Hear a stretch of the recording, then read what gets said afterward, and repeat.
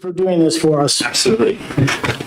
Let us pray. Father God, Lord, we thank you that in the midst of everything that goes on in this world, that this is the community that we have, and that you've given us, you've positioned us and ordained us to be in this place and with these people, Lord.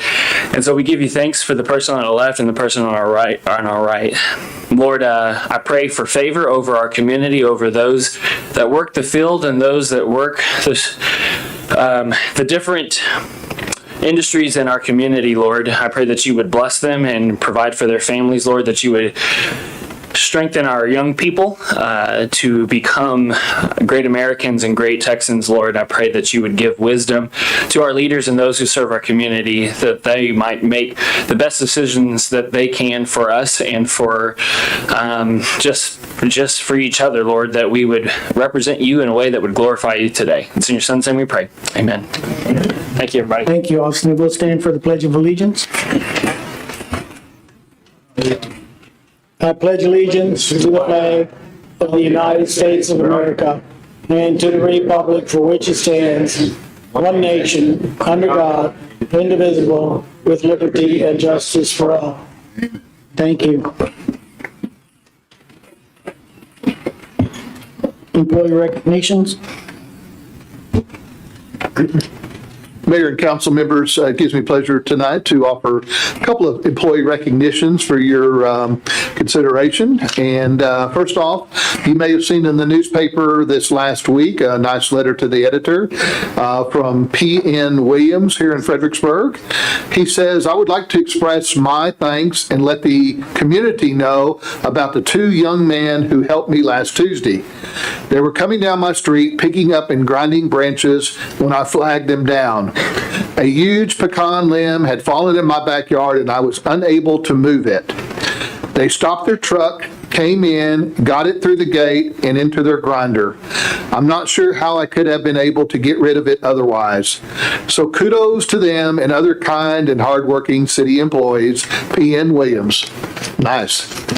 And then the other recognition I wanted to give to or offer to the council, it's an officer we get regular comments, positive comments on, and this is Officer Evan Schmidt. This individual is out of Cypress, Texas, Reverend Jeff Doria, and he says, I want to compliment Officer Evan Schmidt for his kindness shown to me in my recent traffic violation. My son and I were headed from the Houston area to my father's 80th birthday party in Kerrville.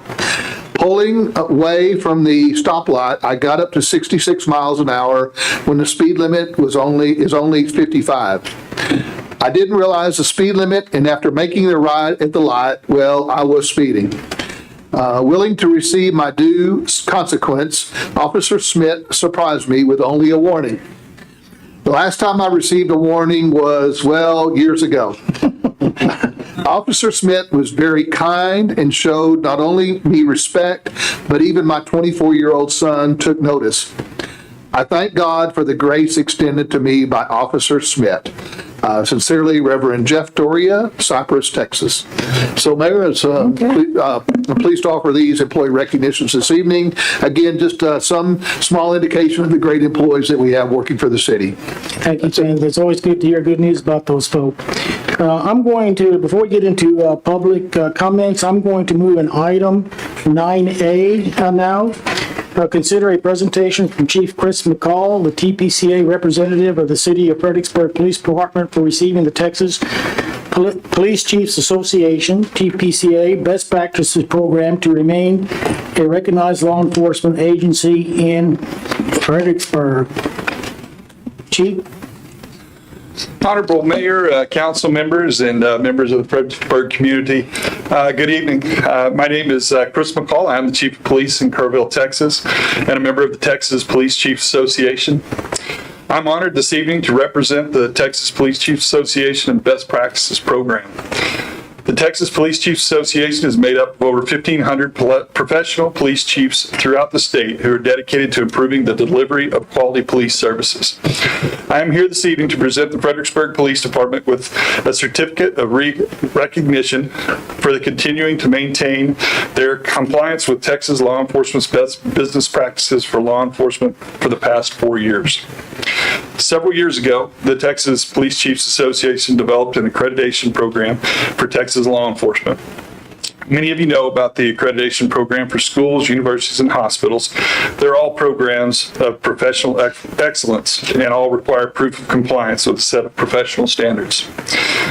Ours is similar. It is a voluntary program where agencies must prove they meet or exceed 170 difficult standards. The standards are based on Texas law, Texas court decisions, and contemporary best practices as identified by the Texas Police Chiefs Association. These standards address the full range of law enforcement operations such as use of force, protection of citizens' rights, vehicular pursuits, property and evidence management, and patrol and investigation operations, just to name a few. This program has become the new gold standard for professional law enforcement in Texas, and agencies across the state are working diligently to meet those requirements. Approximately 8 years ago, the Fredericksburg Police Department first attained their recognized status with the TPCA, and it was not easy to do. The agency had to conduct a complete audit of all its policies, procedures, and operations in order to meet these standards. Since that time, the agency has submitted annual reports that were reviewed to ensure they continued to meet standards and continued to provide the citizens of Fredericksburg with the effective police services. In June of this year, 2 trained assessors, police chiefs, and command officers from other parts of our state spent 2 days conducting another assessment of the Fredericksburg Police Department. These assessors interviewed staff, inspected facilities and operations, rode with field officers, and ensured compliance with all standards. Their report was then sent to the recognition committee comprised of 9 active police chiefs from around the state who reviewed the report and voted to award recognized status. That vote was unanimous. During this process, the Fredericksburg Police Department has once again proven that it meets or exceeds the best practices for professional law enforcement in Texas. Of the over 2,700 law enforcement agencies in Texas, only 181 agencies have achieved recognized status, and fewer than that have been re-recognized. This evening, we officially recognize the Fredericksburg Police Department for their outstanding performance. What does this mean to your community? The recognition program assures both city management and the citizens of Fredericksburg that their police department is operating in a manner that reflects the current best practices of Texas law enforcement. It means your police department is continually striving for professional excellence. It means your police department is one of the very best in the state. The certificate we present this evening is symbolic. While it is clearly the mark of professional excellence, the real value of the program is the process they must complete to receive the certificate. And once again, this is not the end of the process. The department will continue to submit annual reports to assure continued compliance. And in 4 years, we will be back for another on-site inspection to ensure the agency is continuing to comply with all standards. The Fredericksburg Police Department is a leader in law enforcement in Texas. You should be very proud of their accomplishments. Lieutenant Rammer, will you come forward and receive your accreditation? Texas Police Chiefs Association Foundation. To all that see this certificate, know that the Fredericksburg Police Department, having fulfilled the necessary qualifications and mandatory requirements of the Texas Police Chiefs Association, by voluntarily providing their compliance with the Texas law enforcement best practices of the Texas Police Chiefs Association Foundation Board of Directors, does hereby award this certificate of recognition. Congratulations.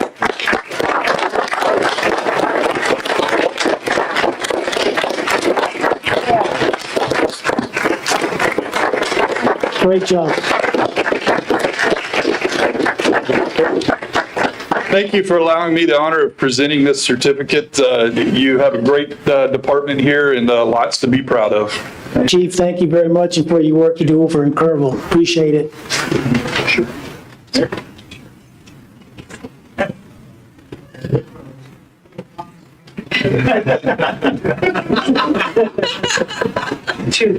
Nobody will see me.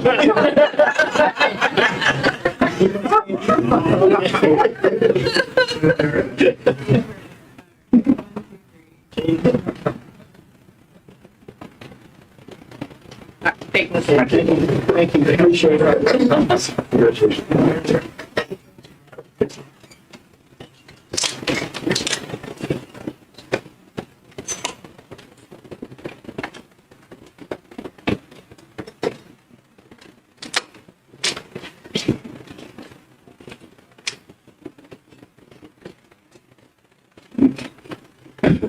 Thank you again. I know our police officers do an excellent job, and I'm going to give credit to our county officers as well. I know they do a good job when I'm out in the country. So let's move over to public comments.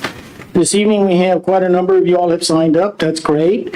You will have 3 minutes. At a 1 minute warning sound, you will get this. 1 minute warning. Thank you. And then when your time is elapsed, you will receive the same sound. You'll have 3 minutes when you come to the microphone. If you'll introduce yourselves for the record and just let us know if you are a city resident or not. The first speaker, I'm going to move these around a little bit as requests from the speakers. So the first speaker I'm going to have is Walter Moldenhauer, and I'm going to have Julie Ballinger on deck. Ballinger on link. I'm sorry, I apologize. Go ahead, Walter. Thank you, Honorable Mayor and City Council. Thank you, City staff. I'm here representing the president of the Fort Martin Scott Friends, and I am speaking tonight on item 9D. Consider the approval of the Texas Rangers Heritage Center Professional Service Management Agreement with the city. And as you all know, we have, at Friends, have been supporting the fort for many, many years. And we have worked hard and diligently and spent lots of money on building and restoring buildings. We have 2 particular buildings, one which we house our offices in, and one is a pavilion type building that was called a wagon barn, and it has in it plumbing for kitchen and storage area. So we have those 2 buildings that we have been using in a lease agreement with the city of Fredericksburg for the last number of years.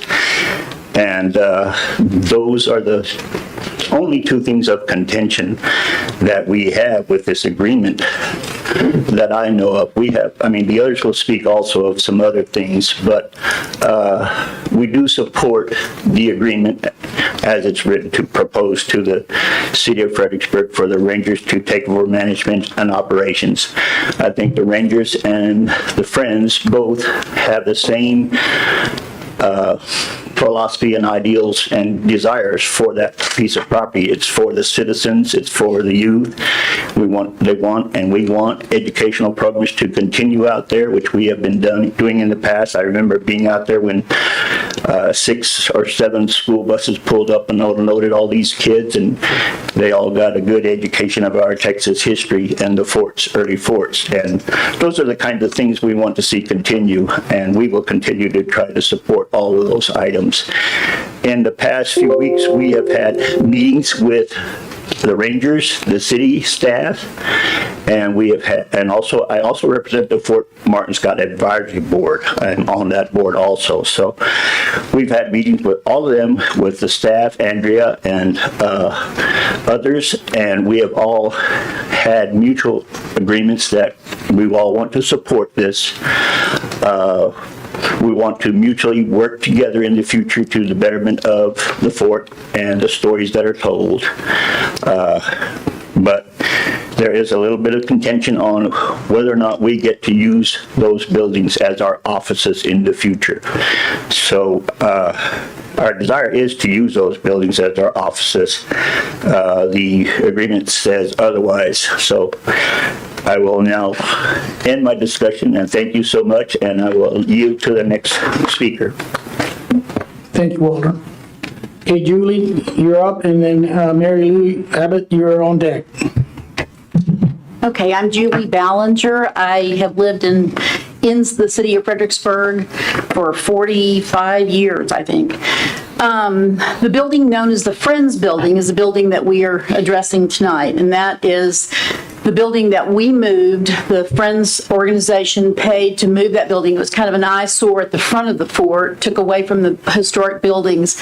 And we moved that building to the back of the property at our expense, and we restored that building at our expense. That building was in terrible shape. The floor rocked. We had to do some stability issues with the bottom of that building. We've wrapped it so that it looks more appropriate to be on the fort property, and we have built addition to that building. We built that pavilion, a storeroom, and so we have spent quite a bit of resources from Fort Martin Scott Friends, which is a nonprofit organization, on that building. We are asking the city to protect our place in that building during the contract of this.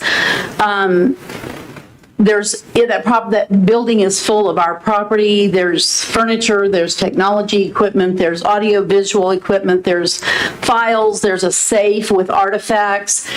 There's a refrigerator that we all of those things we use when we do small fundraisers, and we cleared the city property at the request of the city. We took all of our property off of anything to do with the fort and donated the things that we could not store, which were wagons and a lot of the clothing that we used in the reenactments that we did prior. So all of those things were given to the city, and we have just kind of shrunk ourselves down to that one little building. I think that if I tried to enumerate the things that we have done for the fort as the Friends of Fort Martin Scott, it would have taken the whole 3 minutes, so I can't really do that. Anybody who wants to visit with me about our track record, please ask me. But our mission remains the same. We want to fund restorations at the fort, and we intend to raise money to do that, to advertise the fort, and to share the story of the fort. And being evicted from that building puts an unnecessary hardship on our organization because we have nowhere to go. The building was paid for by our organization. It's not on the footprint of the fort, and we are asking the city council to request some amendment to the way the contract is stated. I think Mary Lou is going to speak more to that, and I think I'll just leave it at that. I mean, for us, the fort is precious, and we intend to continue to support Fort Martin Scott. Thank you. Mary Lou, and then the next speaker will be Randy Briley. Hopefully the mic is where you can hear me. You Thanks. bet. You got a good voice. Oh, thank you. If I can hear you, everybody can. Okay. I'm Mary Lou Abbott. I am the Friends Secretary. I am a resident of the city. I've been involved with the Friends since I moved here in 2015. As it said, I'll sort of summarize and be the closer here. We approve the contract, a proposal that the Texas Ranger Heritage Center take over management of the fort. We think it can be beneficial to the Ranger Center, to the fort, and to the city. The problem is, and looking at the memo that you have regarding this proposal before you, we see suddenly that we are going to be asked to vacate the premises and take all our belongings out of that building. That is not necessary. We understand the lease with the city is ending, and that's okay. We will need to discuss our future with the Texas Ranger Heritage Center. There's no need for us to be evicted, and I don't know where we would take all that stuff. For one thing, there's an extensive library in that building that's renowned for its Western frontier history. It needs to be protected. So I'm going to leave you with this. I have a written proposal that we are presenting to the council to consider putting in the contract with the Texas Rangers Heritage Center. I will read it, it's brief. The Fort Martin Scott Friends owns the Friends Building and adjacent wagon barn pavilion on land adjoining the defined fort grounds. It is guaranteed occupancy and use of these properties under the TRHC contract. I have these in writing that I will be happy to give to Mr. Myers to pass around. And that's it. Thank you. Okay, Randy, you be the next speaker, and then after that, Janet Roach, you're on deck.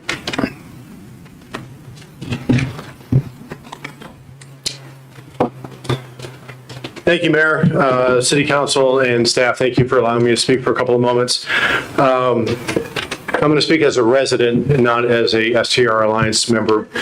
In going through some of the documentation recently, I started looking at the criminal court versus alternative adjudication process, which is on page 28 of your packet. One of the stated goals in there that I read was to promote code compliance, increase efficiency, improving city public relations. Code violations would transition from a Class C misdemeanor to a civil administrative matter. On the surface, this sounded very reasonable. I've heard this a couple times in City Council. I didn't really give it a lot of thought, but I went back and started reading a little bit more. Page 29 of your document, the burden of proof shifts from reasonable doubt to proving the offense to the preponderance of evidence and proof of violation by citation. So the citation indicates this infraction took place. The administrative process replaces the trial by municipal court where rules of evidence apply to an administrative hearing where rules of evidence do not apply. The rebuttal of the accused is, however, permitted to the municipal court. The appeals process, the municipal court may receive evidence only of procedural irregularities in the infraction. So if something went wrong in how it was handled, not necessarily reviewing evidence and potentially overturning what was the infraction was for. So the judge may not substitute his or her judgment for the offense over the hearing officer. The judge may not review evidence, as I understand it, and the violation of the offense is warranted. So the court may reverse the hearing officer's order or remand the case only if the appellate rights of the individual violating has been found to be true. I've had the pleasure of getting to know and meeting a lot of folks on city staff and extended staff. I have complete confidence in the folks in this room. They're professional, they're considerate, and but this is a far-reaching ordinance. If it takes place, this goes a long way into the future. In speaking to the municipal county clerk today, I asked how busy is the docket, how many court cases do we have involving code infractions, and her statement was, we've only had a handful since I've been employed here in December. So I would respectfully request the City Council to take a second hearing, really take a look at this ordinance, and ask the question, what problem is this solving? So I appreciate your time and thank you for your attention. Thank you, Randy. Janet, and then Jerry McCorkle, you're on deck. I'm Janet Proch. I've lived here 35 years. We reside in the county, but we have businesses in town. So this community really helped raise our kids. We love Fredericksburg. I represent 3 generations of businesses, everything from retail to, we just started a short-term rental, and lots of young entrepreneurs. So on our way home last night, we were touring the Northwest, and I heard from the back, see the bus, wow, coming home to Fredericksburg is like coming back to the promised land. And I was so touched. This community of Fredericksburg is awesome. So I want to talk about STR regulations and the passage of new regulations. So I joined the STR Alliance, went to the first meeting where there, just a month ago, where there were 250 people representing so many B&Bs. So many of us have inherited homes, and the only way to afford them is to use them as STRs until our kids get ready to take them over as their homes. So I went to the meeting a little bit disgruntled, and honestly, I was thinking, I mean, the city council doesn't listen to us anyway. What are we? We're just regulated and taxed to death. But you know what? I left that meeting so encouraged. Just encouraged to spur you guys on, to spur the citizens on, that we're community, we're Fredericksburg, and we all want what's right for the community, right? We all love our town. So I left that alliance meeting thinking that we can all work together to become better hosts, better neighbors, to follow the rules more efficiently, and let's learn and grow together. We all want to make this a more beautiful town and a better place to live and work. So the Alliance just sent out this fantastic email. It's a guide to help assist us as owners to be better neighbors, better employees of maids, air conditioning men, plumbers, and to contribute better financially to the community. It consists of help in noise management and parking and trash. It's a great resource. Wouldn't it feel so good if the city council didn't have to regulate us to death? Like, let's give the STR Alliance, who've done so much research, they know what works, what doesn't work, then you don't have to be all the experts. They can help come up with the guidelines.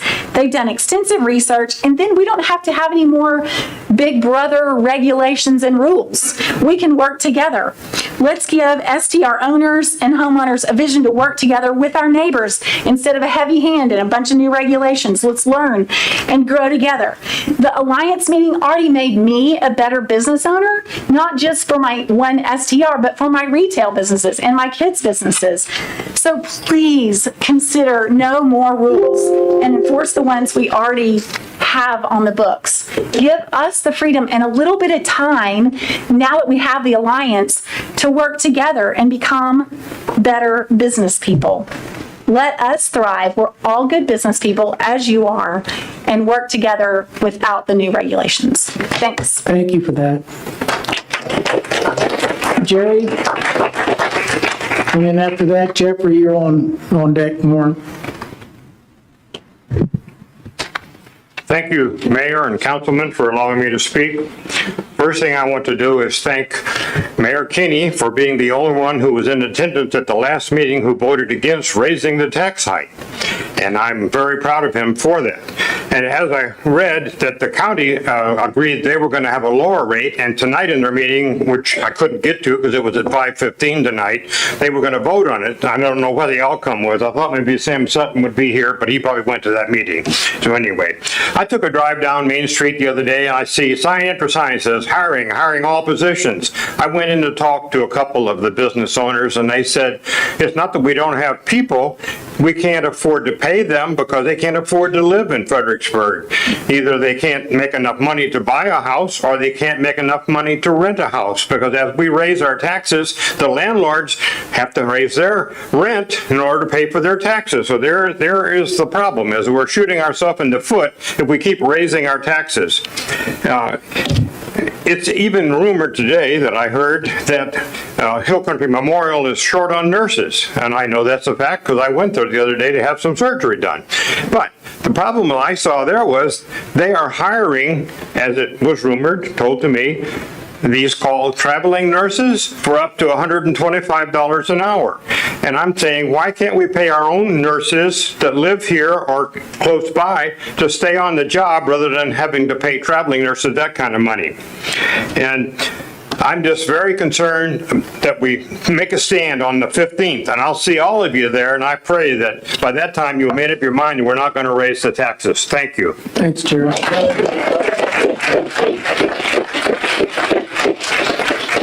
And then Mary Lee Marshall, you're on deck. Good afternoon, council members. I'm Jeffrey Morin, a resident of here in Fredericksburg. I would like to reference on one of my attachment, the police report from the July 12th, 21 STR Public Council Workshop session in my data here. My subject is on hitting the STR data marks. During the City of Fredericksburg's July 12, 2021 STR Public City Council Workshop sessions, the following information was reported as citywide ordinance snapshot of violations with a focus on STRs. The city's report listed 16 incident line items from general disturbance to cardiac arrest. I listed the top 5 here. Total civil dispute calls were 56, with 2 attributed to STRs. Total disturbance calls were 120, with 3 being STRs. Ordinance violations were 86, with 9 attributed to STRs. Suspicious calls were 252 calls, with 4 of those being related to STRs. Theft calls were 43, with 1 being an STR related. The overall number of violations attributed to STRs for all complaints during this time frame was 4%. I applaud the city for working through and capturing these key figures. Without question, this is the right approach. In order to have the most impact, it certainly is worth reading and worth spending the time and effort to ensure we are hitting the target. This data means that the total number of STRs in Fredericksburg is 6% of the total housing units, with only 4% of the complaints. In 2020, STRs helped to provide $55 million in lodging receipts to the city, along with 70% of the total hotel occupancy taxes, and more than $20 million of retail sales that helped drive our city's economy. This was all done during COVID. With the help of STRs, our economic recovery was much faster than many cities in the state of Texas. The city recently hired a new code enforcement officer, and I applaud this as the right step to help further drive the enforcement of the existing city ordinances. My main point is that the numbers shown above in that listing there represent a narrow window of sampling by the city. I just had a chance to review the 106 pages of the ordinances, proposed ordinances. There are a lot of changes in there that need to be cussed and discussed.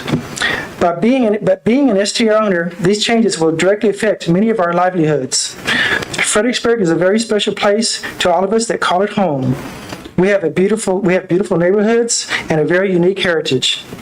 I would also like to point out that STRs have made a huge impact on the beautification of our town.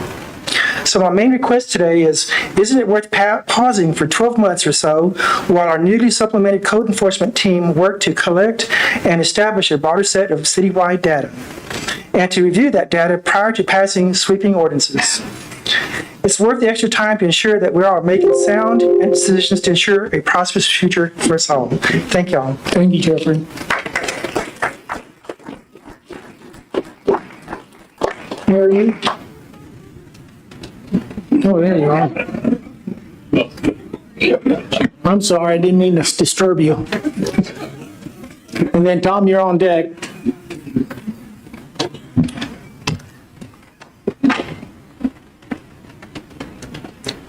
Okay, I'm Mary Lee Marshall. I live in town.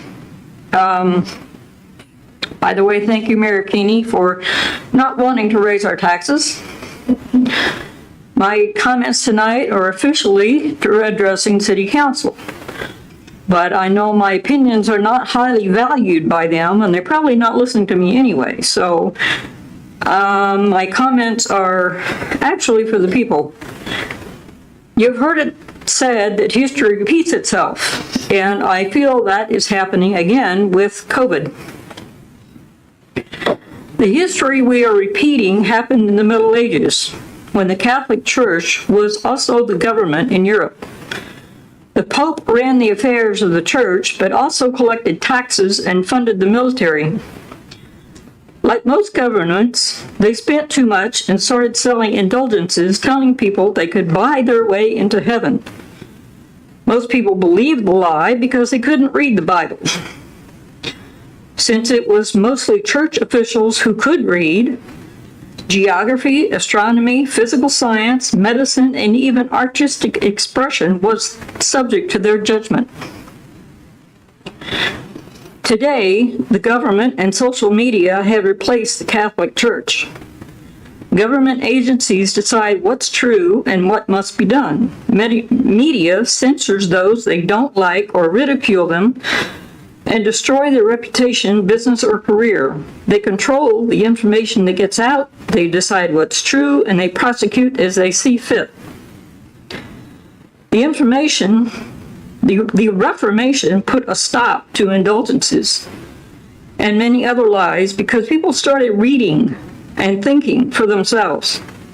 I don't know when that will happen in this country, but I am hoping for another Reformation that will expose the lies and the liars. Thank you. Thank you, Mary. Tom, and then Annette Bennett, you're on deck.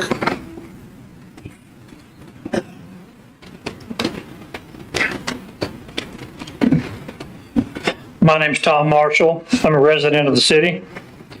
Last week, we had about close to 100 people out here to support a proposed resolution that would guarantee businesses the ability to operate regardless of what somebody in Austin wants us to do, regardless of what our county judge wants us to do. The thing is, this resolution is in accordance with our state constitution. I was told that the last two resolutions by the governor should be sufficient to be doing what this resolution was supposed to do. I submit to you that there's nothing that could be further from the truth. It was the governor's illegal actions that caused our businesses to be shut down in the first place. Now, because he wants to be reelected, he's trying to throw us some bones to say, well, okay, yeah, I feel for the people, I'm supporting businesses, whatnot. Well, tomorrow, he can shut those businesses down the day after he's elected. The resolution that we proposed is to prevent that from happening. Take a look at it. Think about where we are coming from. The 100 or so people that we had here who wanted the resolution. Think about them. The other thing on the tax situation. Long time ago, when I was attending Texas A&M University, getting a degree in wildlife and fishery science, somebody had the bright idea to require those students to take a political science course. I had no idea why, but I took my political science course. And there was one thing that I remembered from that course, from the first day. The Honorable Judge John Woods stood up there in front of the class and stated, money is political power. How much does this city need to give to our politicians? Do we need to institute a 12-step course to scale back on some of that power? Think about that. There's things the city needs to do. There's things that we're doing that don't need to be done. Thank you. Thank you, Tom. Annette Bennett, and then after that, we have Bradley Shearer on deck.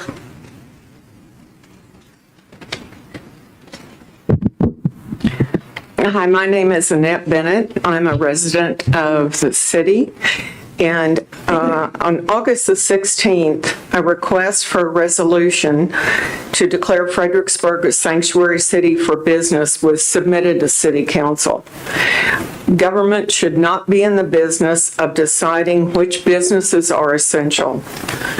Every business is essential when you are an owner, an employee, or a customer. Fredericksburg has an opportunity by passing this resolution to step forward and demonstrate their commitment to our Constitution. By not placing this on tonight's agenda, or as I can see on the next two upcoming agendas, the silence of City Council speaks volumes. The lack of attention to this resolution, increasing our property taxes, and restrictions on the STRs show a lack of concern for our city's lifeblood, and I would urge you to take that into consideration. Thank you. Thank you, Annette.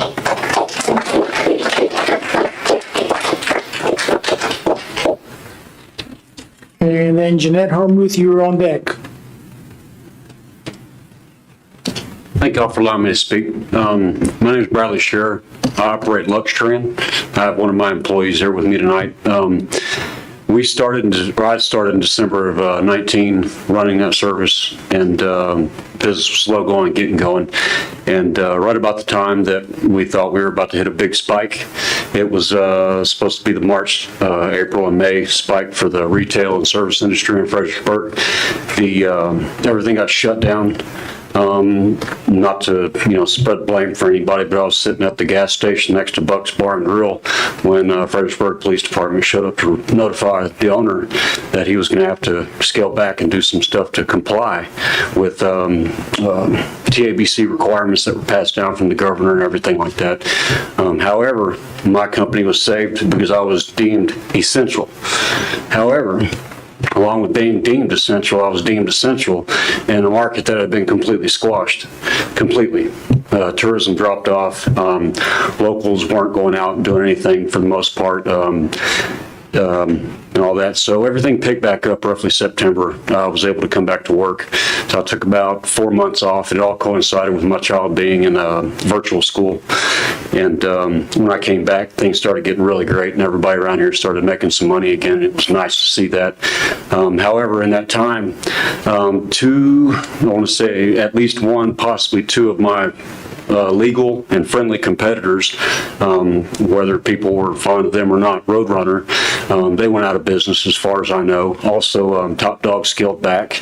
I'm not sure of their businesses. I just know that I see them out and about, and they've always been friendly, and as far as I know, they're very legal in their businesses. I am too, as a matter of fact. So everything started coming back. And we're sitting here trying to figure out what are we going to do next? How are we going to keep expanding if we can expand? Because 2020 was supposed to be our year for expansion at Luxtrend. I finally was able to hire an employee. There was finally someone that met the requirements because I do background checks on everybody, and that is a hard requirement to meet. It is a miracle for anybody to work for my company. And we're sitting here coming into the rest of this, and the resolution that was proposed pretty much assures my business the right to do business. And I would hope that Fredericksburg would continue to allow us to continue to do business instead of being part of the shutdown, if there ever is any more. And with that, thank you all very much, and thanks, City. Thank you, Brandon. Okay, Jeanette. And then we have Steve O'Brien on deck. Good evening. My name is Jeanette. I live in Fredericksburg. A couple of things, but I just want to start out with this. This is from the Texas Constitution, Article 1, Section 2. All political power is inherent in the people, and all free governments are founded on their authority and instituted for their benefit. So when I look at what's been transpired, and especially we'll take recent examples, the tax situation, the resolution that was presented, then people are talking about STRs and different things. Sometimes we need to probably be reminded of our fundamental principles. In fact, in a lot of the constitutions, they have this phrase: a frequent recurrence to fundamental principles is essential to the security of individual rights and the perpetuity of free governance. So sometimes us, the people, need to be reminded, and also we need to remind our public servants that you take an oath to the Constitution. The Constitution is the supreme law of the land. The Constitution was established to protect the people's rights. And so when you take your oath, you take it to the Constitution and to protecting those rights. That's the number one job.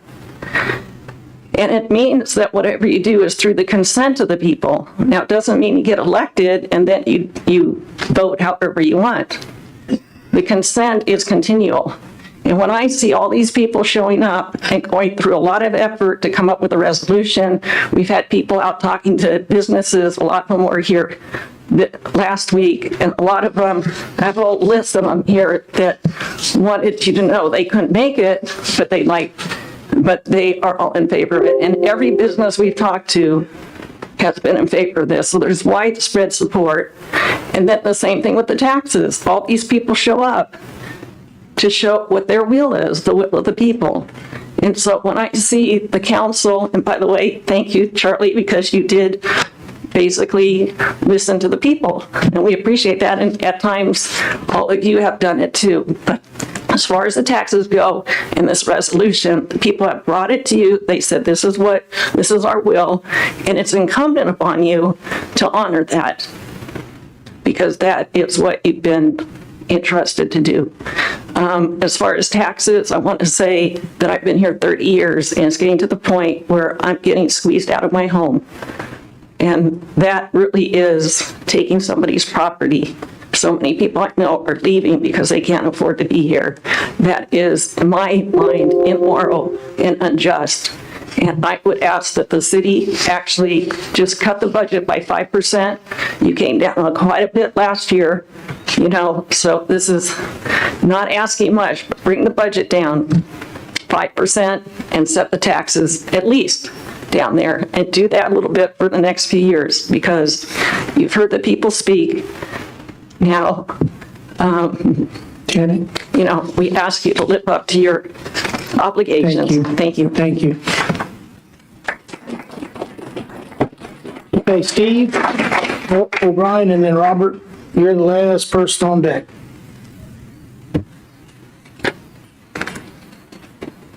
Well, thank you for having me. The reason I'm here is really Jeanette Harmuth. She sends out emails all the time and they say this or that or whatever.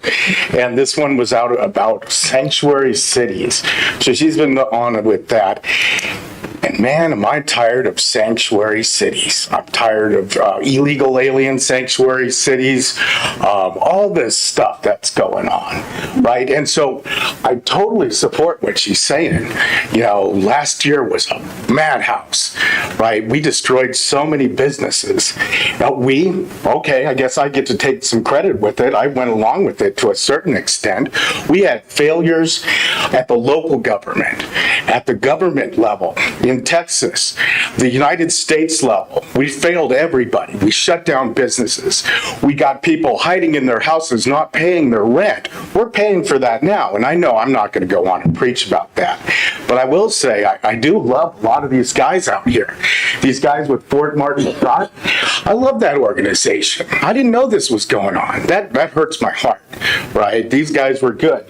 You call them SDRs, right? Or STRs.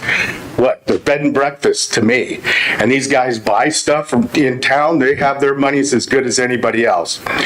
But what we need now is, like we were talking about, employees. That's nice.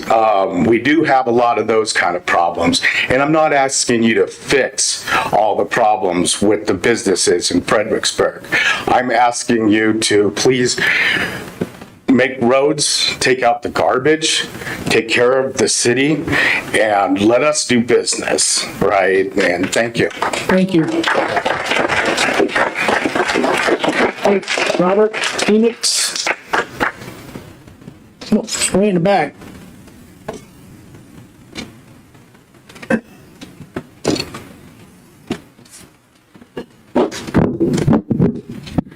Thank you, Mayor Keeney, and I just want to again thank you for being the lone voice and standing up against the tax increase. You are consistently proving that you're a man of the people, and I really appreciate that. And I would understand why the city council will not want to bring this up as an agenda item. I think it'd be a very difficult conversation to have amongst you, especially if you were against it. It'd almost be like political suicide in your next election to say that you were against having a sanctuary city for businesses to remain open. So I think it's probably in your best interest to not have that discussion, but it's not in our best interest. We all need to have those kinds of discussions and be open and transparent about it. So I just wanted to take a page out of Kent Meyer's book, and I wanted to praise the city for a service that they were quite good at on Sunday. There was somebody in a shop on Main Street who had collapsed. And the EMS was there, and the police were there, and I think, I don't know if the fire department was there, but it was great. It was great to see them and to be on hand with that. And one of the things that we've found out is that there's a lot of complications with vaccinations. And just in case somebody does have a complication with a vaccination, this city can handle it. I can tell you that right now. So if you're coming here from another city and you want to visit Fredericksburg and you want to stay at an STR, and if there is a complication with your vaccination, Fredericksburg can handle it. Thank you very much. Thank you. Okay. Okay, that ends the folks that have signed up for public comment. With that, we'll move on to the next agenda item. Appreciate all those comments. We'll move on to the consent agenda item. The following items may be acted upon in a single motion. No separate discussion or action on any of these items will be held unless pulled from at the request of a member of the city council. A, consider the approval of the city minutes of August the 11th, 2021 workshop. Double I, August 16th, 2021 regular meeting. And triple I, August 23rd, 2021 special meeting. Do any of these items need to be pulled before we go to a consent? Mayor, I'd like to pull the August 16th, 2021 regular meeting. Okay, that's item double I? Double I. Okay, but I would entertain a motion to approve then as presented, I, and triple I as presented. Would I hear a motion? So moved. Have a motion by Kathy and a second by Bobby. All those in favor of those approving I and triple I? All those in favor? Aye. Opposed? There is none. Motion carries. Okay, Tom? Ladies and gentlemen, on page 13 of your packet, under item C, this is the approval of the request by Tammy and Westpac for conditional use permit. The motion said the city council voted 3-4 and 2 opposed, and the council members opposed were myself and Mayor Keeney, not Mr. Watson. Is that accurate? Is that right? You're talking about item C, Tom, on the bottom, it says Councilmember Watson. Say Councilmember Watson voted against the motion. That was right? Is that, Bobby, did you vote against it? Yeah. Yes, sir.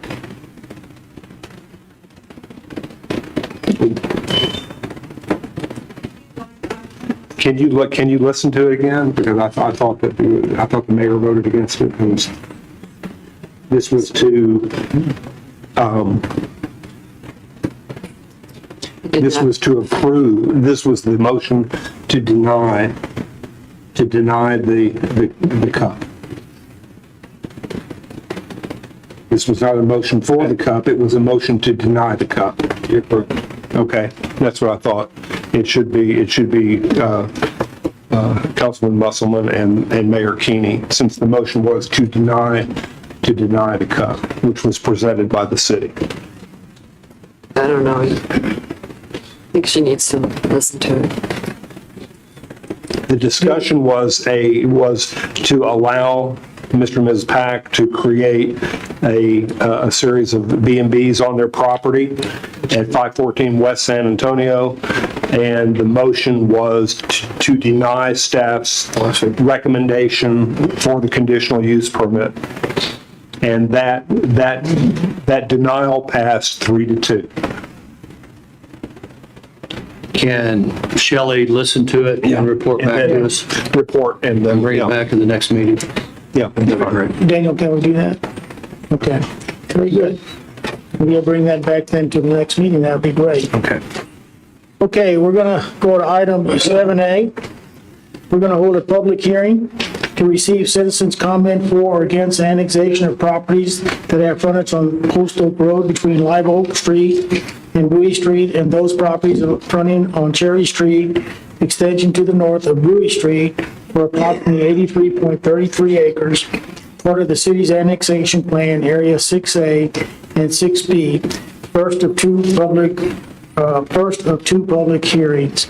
Mayor, I move we go out of regular session in public hearing. Have a motion by Tom. Second by Jerry. All those in favor? Aye. Motion carries. We have two people who have signed up for this, and the first person I have is Edward Rody, and then Jeffrey, I believe that's Hudson, would be on deck. Mayor Keeney, well, first of all, my name's Edward Rody. Really don't know if we're in the city or not. Nobody has really ever been notified anything. So everything's been going. Next question I got for you. Do you believe in equal rights? Last meeting, we had regular session when y'all were talking about the B&Bs. That gentleman stood up and wanted to talk. You cut him off, sir. You cannot talk.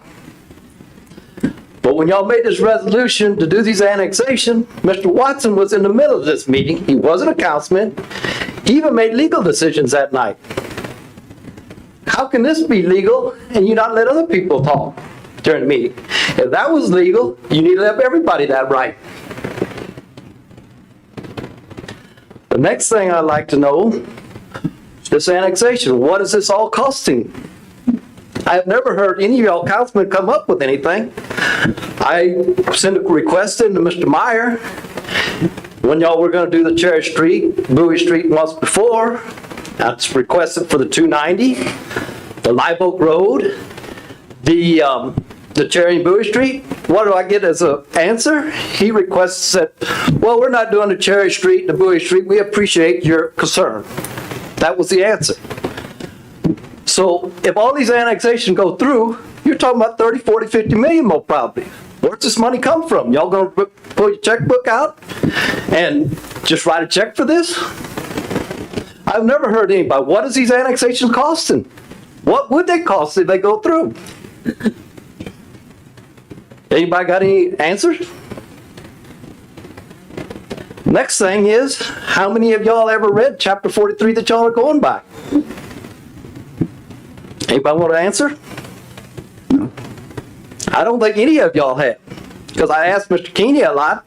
He didn't know what to do. Brian Jordan come back that time. If you had any problem, why'd you come to me? I went to him. I said, what about chapter 43? Oh, I don't know what you're talking about.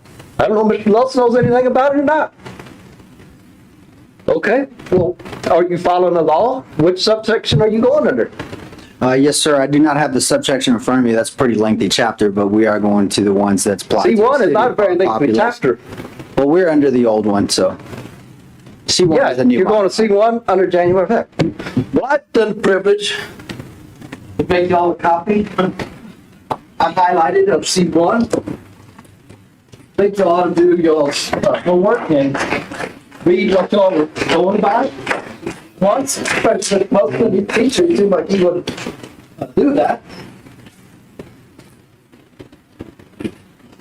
On there. Mr. Jones, he come up the first time I confronted him. He goes, oh, you don't have the right chapter 43. That's House Bill 347. So I said, where do you get this at? Oh, I can print it out. You got to pay for it. No problem. Print it out. So I go home and read it. I confronted Mr. Jones. What, you hadn't done this? Oh, you got the wrong one. Where do you get it? Oh, it's hard to get. I'll print it out for you. Well, come find out. He printed the same one that was through House Bill 347 I had originally. You know, y'all keep going back and forth on there. So I would like to have some answers on this, you know. On there, you're not following laws. Y'all don't even know what the laws are. So I think y'all better go home and do some homework. Thank you. Thank you.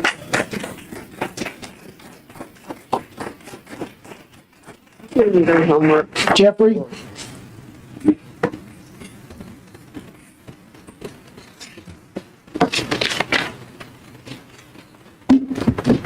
Mayor and Councilman, thank you for giving me an opportunity to speak tonight, staff. Thank you. I'm a property owner in the annexation area, and the one thing I'll say that's good about involuntary annexations is it really helps you meet your neighbors. Get a little closer to the mic, please.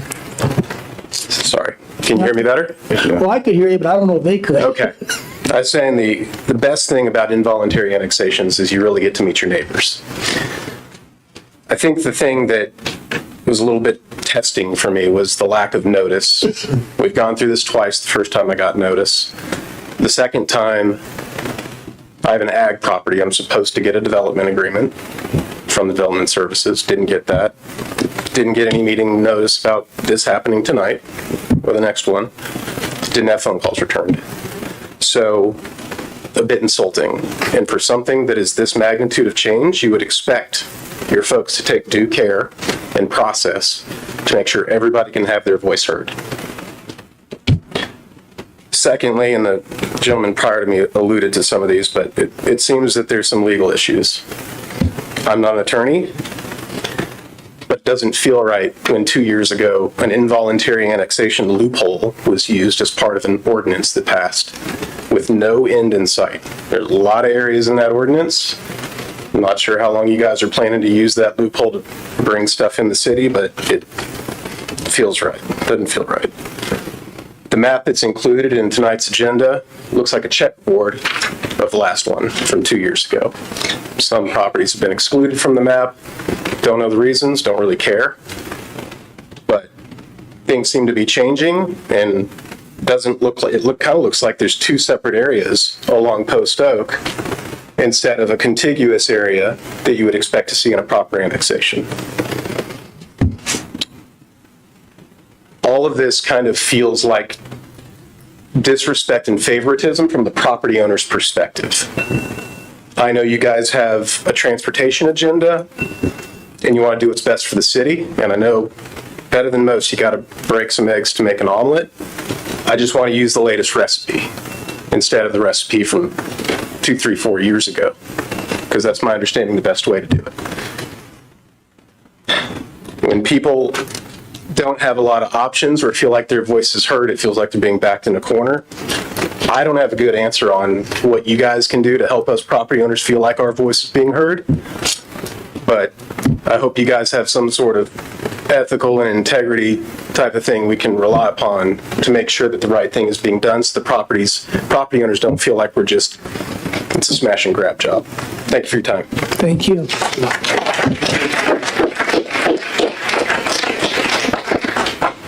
Is there anyone else would like to speak?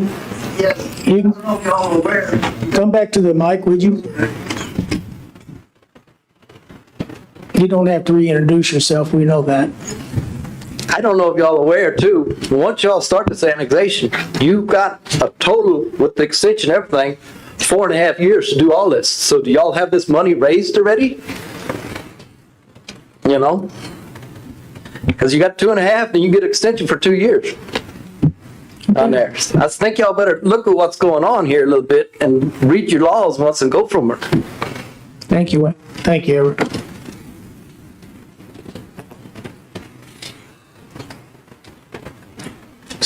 Anyone else? Okay, by the silence, I'll entertain a motion to go out of public hearing. I move we go out of public back into regular. Have a motion by Jerry and a second by Tom. All those in favor? Aye. Aye. Motion carries. Oops, excuse me. Going now to item 8A. Consider the approval of ordinance 2021-18, amending Article 4, sales of alcoholic beverages of Chapter 8, business of the Code of Ordinance, and to modify the issuance of the alcohol beverage licenses to align with the effective term of permits or licenses issued by the Texas Alcoholic Beverage Commission, and providing for an effective date. First of 2 readings, the council may waive the second reading. Daniel? Thank you, Mayor.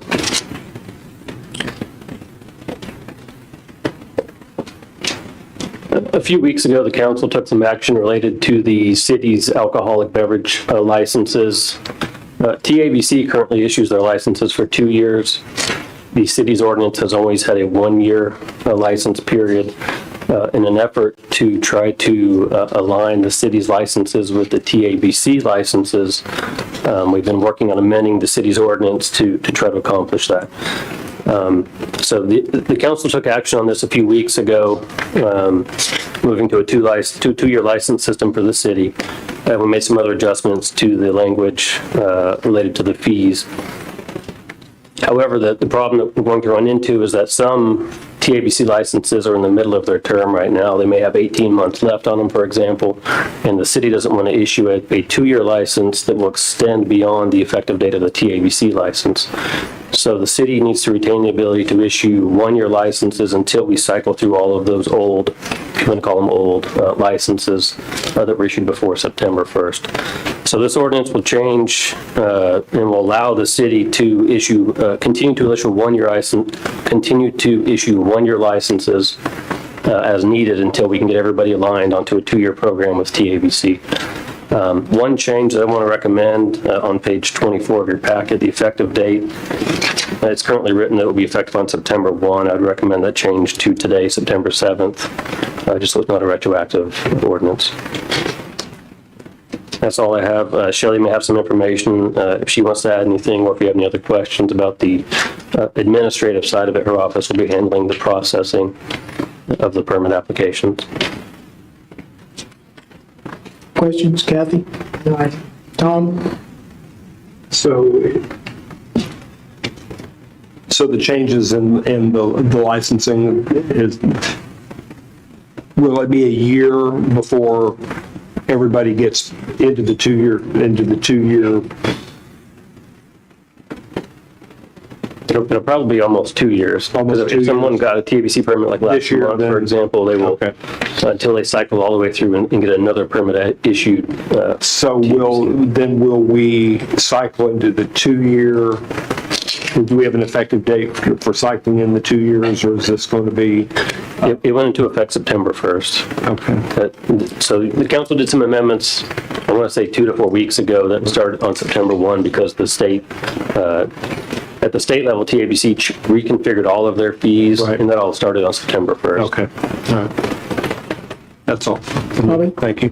No questions. Jerry? No. Okay, this is just to get us in line with the other, okay? This is sort of a housekeeping to fix an unforeseen issue that arose when we did the amendment about a month ago.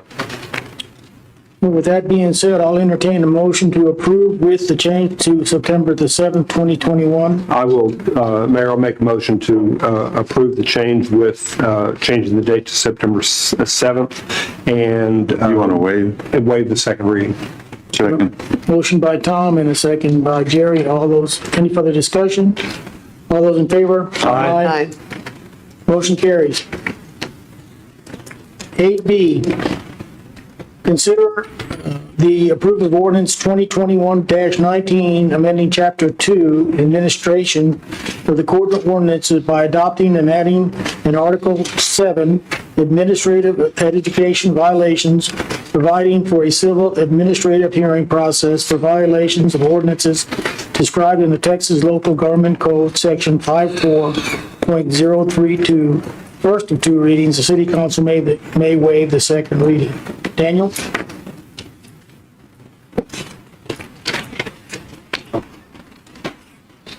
So at least 2 times previously, I presented this concept or this idea to the council. Texas statute and local government code creates the option for a city to adopt a civil process to handle certain types of code cases in lieu of criminal prosecution. At the last time I presented this to council, council expressed interest in moving forward with the idea, so I prepared this ordinance and have brought it. This is the first reading for council to consider adoption of this process. A few comments.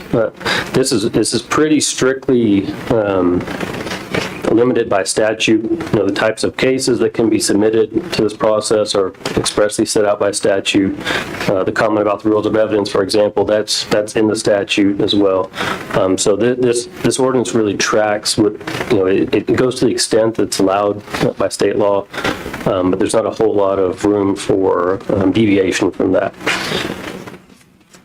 Essentially, if you look on page 29 of your packet, I put together a chart that kind of compares the criminal process is what we use now. All of our codes are enforced by prosecution as a Class C misdemeanor, which is a fine-only offense, but it is a criminal offense.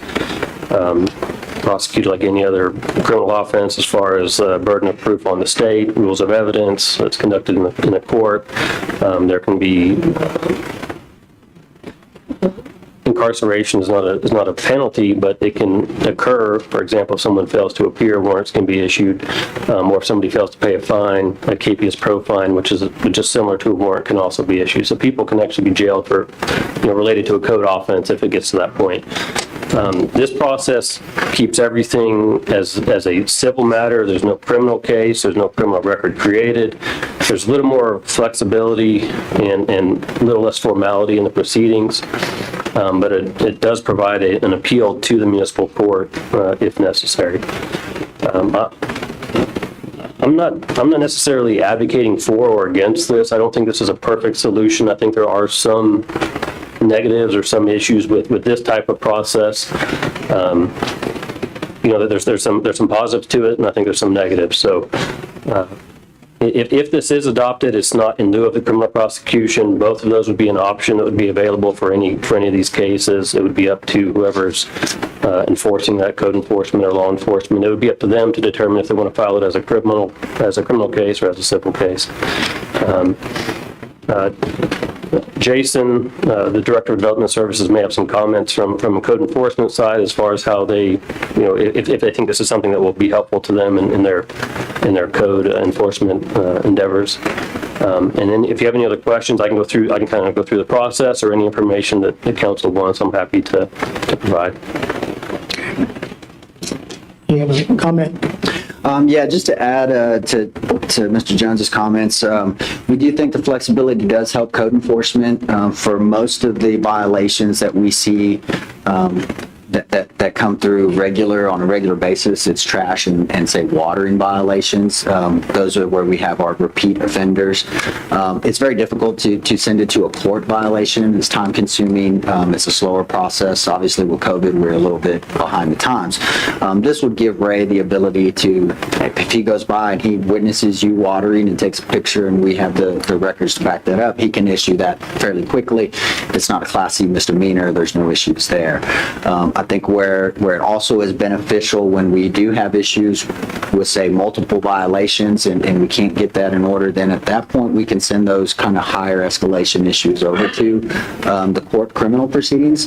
But right now, if we have a violation, whether the owner or the violator deems it minor, it might be a minor code violation. I think ultimately the biggest blowback we've been getting, whether it's short-term rentals or any other code violation, is the fact that it's a misdemeanor and it goes on the record. And so folks that are either doing tenants, long-term residents, businesses, or anything of that nature, maybe they had an illegal sign or they're putting out a sandwich board and we keep taking it up and we've tried it 10 times and it doesn't work. So when we send it to court, then all of a sudden it's, well, this is on my record and this is, so we feel this gives us a little bit more flexibility not to have such a hard hand, hopefully speed up the process, and ultimately we're just trying to help the neighbors and the community get through whatever specific issue they may be dealing with at that time. Mayor, if I could add to that, of course, Councilmember O'Neill was not on the council when this was originally proposed, and some of the background on this, Councilman O'Neill, there's basically 4 reasons why this was originally introduced to the council, and a lot of these reasons were expressed by citizens in our community, and it started with the citations that were issued for the overflowing trash cans, if you'll recall that situation, where individuals came forward and again they complained that they were being cited for something that would involve a Class C misdemeanor, and there was a lot of pushback on that, and so Daniel introduced this as an option for handling these as Class C misdemeanor. The other complaint that we had is when we file things through the municipal court system, we're required to charge court costs. Those court costs are set by the state, so you may get a $50 fine from the municipal court, but then you pile on 3 or 4 different court costs on top of that, and so that's an additional cost burden to the violators. The third reason that was cited is the expedient way that these violations can be handled through an administrative process versus municipal court process. I think Jason's mentioned that, but we can handle those a lot more quickly versus taking 3 or 4 months getting through the court system. And last but not least, the council is aware that our court system right now is overburdened. We have a large backlog of cases in our municipal court system, and again, this would be another way that we could relieve that overburden of our municipal court system. So those were the 4 reasons I recall that this was discussed initially by the council. I guess it was about 2 years ago. Questions, Jerry? No, that was a good job, Kent, and y'all presented it very well, and I'm in favor. I think it'll save a lot of time and effort and even money to the owners, and yeah, I'll make a motion to approve. Well, that's, What? well, we can. I'll entertain a Okay, second. well, y'all go right No, that's ahead. fine. We can still have discussion. You made a motion. Let's honor it. We have a motion by Jerry. We're going to have just the first reading then? And I want to waive the second reading. I think Daniel and them have done a great job on it. Okay, have a motion by Jerry to approve the ordinance and waive the second reading. I'll second that. Have a second by Bobby. Okay, further discussion, please. Bobby? No comment. Tom? I support this move because of the, I don't think my neighbor Jeffrey should have a criminal record because he overwaters his lush front yard. Or because of a code violation for over exuberant STR guests, or or whatever. The other thing that is that I like about the ordinance is that we can do away with the mandatory court costs. So, Jeffrey gets fined $50 for overwatering his yard, and his court costs are $152. So it's a $200 a $200 hickey. I would like to, at this opportunity, amend Councilman Lukenbach's motion on waiving the second reading. I think that we could, we should mull it and discuss it if he accepts that. If not, But I think the ordinance is as presented by the city attorney is, I think it's fair. I think it's in the best interest of the citizens. It gives them the right to plead their case, and if they don't like the civil aspect of it, then there's always the ability to appeal to the municipal court system. So. Are you making a motion to amend then? Okay, well, I didn't know you made a motion. Well, let's see. Kathy, go ahead. I have a different amendment. Daniel and I talked about this. There may be times when the code officer doesn't appear at the hearing. That's allowed for in here. And so I suggested that we include in the citation, ticket, whatever we want to call it, a cite to the ordinance that's being violated. So that when that citation is presented to the hearings officer, then that becomes part of the record, and if it is appealed, then that document would go up to the court on appeal for review. So that's the only change that I thought of at the time I was reading this. Okay. I think it's a good program. Other cities do it, but it will require us to figure out some processes. So establish maybe a procedural order for how to handle these, who's going to preside. So those things will have to be discussed internally with the staff, among the staff. And I guess Daniel and Jason would take the lead on doing that. So might those be changes to the ordinance that we would need to bring back into a second reading? I don't think they would be changes, Tom. I think they would just be, the staff would establish a procedural order for how to run these cases when they come before a judge. Daniel, what's your take on that? Well, on the first comment, I agree that I think we should add a citation or identify the specific code section that was violated or alleged to be violated, include that in the citation. As far as so right now the ordinance as proposed has an effective date of December 1st. I just sort of picked that date to try to give a little bit of runway for city staff to try to put together this process. There's going to have to be a person identified as a sort of a clerk, if you want to call it that will handle the filings.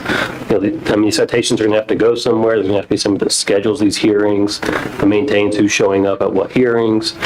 If there's any correspondence from the person that received the citation, there's going to be a point person to kind of handle all of that, similar to a court clerk. And then there will have to be a hearing officer appointed by the council. And then just determining where these are going to take place, when they're going to take place.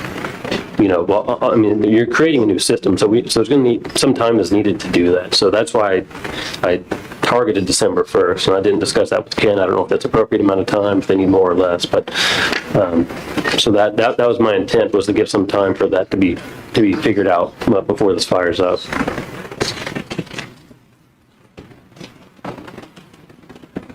I guess the question would be then, the motion is to waive the second reading. If that would be the case, we would be locked into the ordinance as presented. Right, unless that motion was amended to include some change to the text as part of the motion. Okay. No. Oh, what? No, that I wouldn't, are you looking at me? You're first, young lady. Oh, the only thing I would add would be the change to include the citation to violation, the code that's violated in the citation. Otherwise, I would vote. Are we voting?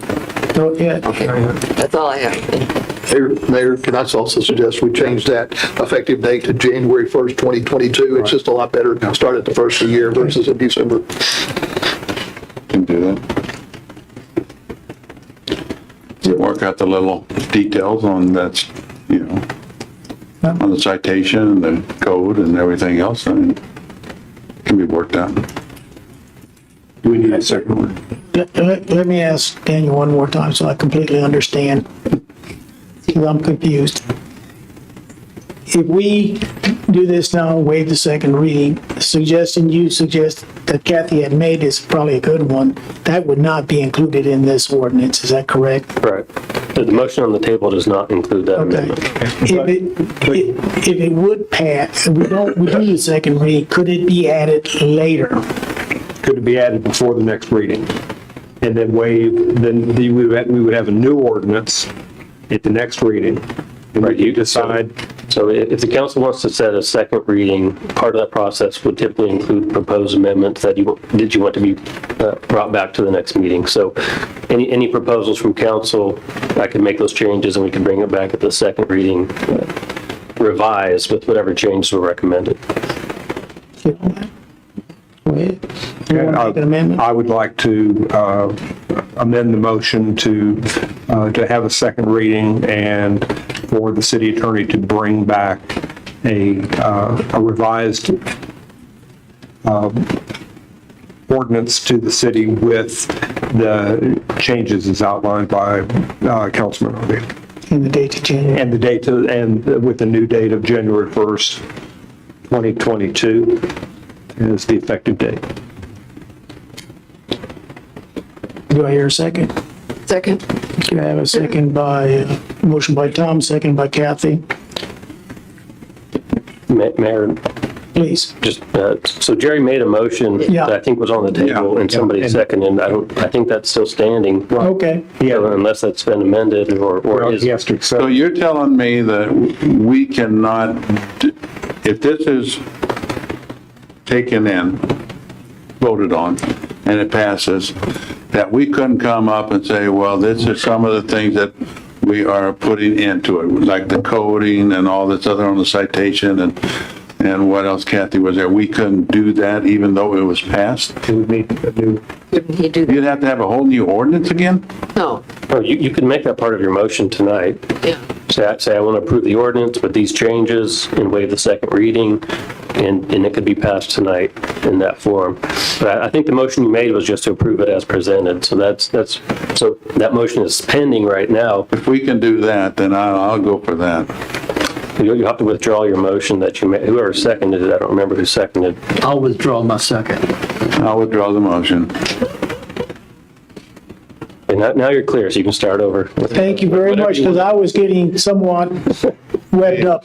Thank you for your counsel on that, Jerry. So, now, Tom, you may make the motion. I make a motion that we hold a second reading on this ordinance and direct the city attorney to make all changes that were discussed this evening regarding including the offense and the effective date of the ordinance. And that's, I didn't think that's what we were talking about. You were going to make the adjustments according to what Kathy had there and waive the second reading. no, And change the it was changing the date. Change the date, yeah, change the date to make it when it's effective. That's what I thought. And we had to have and not waiving the second reading to bring it back to the council so that they would present us a new ordinance with all the changes made. Okay. I'll second that one. Good, I think we finally cleared that. Okay. We have a Now- motion by Tom and a second by Bobby. Any further discussion? Do we have good direction, council?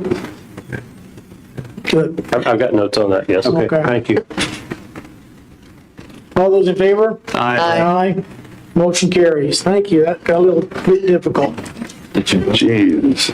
8C, More ordinances. consider the approval of Resolution 2021-09R authorizing the execution of the Advanced Funding Agreement, AFA, with the Texas Department of Transportation for a Transportation Alternative Set Aside, TASA, South Llano Shared Use Bridge with Hoover Street Sidewalk Project. Garrett Bunn, was he already here? Good evening, Mayor and Council. Garrett Bond with the Engineering Department. The item before you tonight is a resolution authorizing execution of the advanced funding agreement with Txdot for the South Llano Shared Use Bridge and East Duper Street Sidewalk Project. As you'll recall, this will provide a non-vehicular connection across Barron's Creek between the historic shopping district and East Duper Street. The project was awarded grant funds back in April in the amount of $902,748 through what's called the Transportation Alternative Set-Aside Program, which is administered by Txdot. The current project cost is estimated to be just over $1.1 million. That does include a 15% contingency, and the city will be responsible for any costs above the grant funding as part of the local match. If approved, the next step would be to issue an RFQ to select a qualified engineering design consultant. And then we'd also begin discussions with the neighboring property owners, a couple of developers, and business owners that may want to participate in this project. Txdot currently has the project scheduled for a December 2022 letting. But based on the current timeline we're working under, we estimate engineering, design, and environmental permitting to take 6 to 8 months. So we're hoping to move that up a little. That's pretty much it. I know we've talked about this project at length, so I'd be happy to answer any questions you may have. Bobby, let's start with you. Bobby? No questions. Jerry? Is that for the bridge or the sidewalk? It's a combination. So a shared use bridge across Barron's Creek and then also extending sidewalk all along Hoover Street over to the recycling center. And how much is going to be partnered in on that bridge, financing on that? So it's an 80-20 split. Txdot would cover 80% of the cost up to $902,000, and then the city's responsible for the remainder. So depending on how elaborate we want to make this thing, if we get a lot of partners, it may become more of a landmark, very aesthetically pleasing, or we can kind of do the bare bones design. Was Carr going to be asked to? Yes. Donate to? We've already talked to him a little. What we'd like to do is get a design consultant on board to talk about the options, and that way we can sit down with these property owners and go over all the options. Garrett, the $150,000 that's in the street department budget now, is that related to this bridge? Yes, ma'am. So that's the start. We didn't know the exact amount of the city match, so that's there to cover the additional or the initial cost for designs. So we should be covered for this upcoming year. And I don't remember exactly whether this still exists, but Was there a developer contribution for this bridge? So, yes, I think it's called a 380 agreement as part of the Hoover Street Hotel project. That developer agreed to contribute $100,000. Now, I do want to note that that's after I believe the certificate of occupancy is issued. So since that project is kind of in limbo right now, we're really not sure. That's one of the property owners we definitely want to visit with and figure out what their plan is. Okay. Thank you. Yes, ma'am. No questions from me. Thank you. Okay. Don, you made it back just in time. You have any questions for Garrett? I've answered them all already. You feel better? Okay. You don't need to take that. I can take anything you dish out, Mayor. I'll make a motion to approve as presented. Second. Have a motion by Bobby and a second by Jerry. Any further discussion? There being none, all those in favor? Aye. Motion carries. Thank you. Thank you, Garrett. Okay, we did 9A, so we're going to move on to 9B. Consider the approval of the Texas Rangers Heritage Center's Professional Services Management Agreement at Fort Martin. Scott, Andrea, Schmidt. Oh, you're over there. Okay, I'm sorry. I was wrong. Good evening, Mayor and Council. Andrea Schmidt, Parks Department. Tonight, I'm bringing you a management agreement of Fort Martin Scott with the Texas Rangers Heritage Center. The TRHC approached the city with a proposed management agreement earlier this year for Fort Martin Scott. This would include all of the maintenance at the facility, including the new trails. Over the last few months, several meetings were held with the executive director of the TRHC, city staff, the Fort Martin Scott Advisory Commission, and the Friends of Fort Martin Scott. Overall, there was consensus that the management of the fort by the TRHC was in the best interest of the city and the community.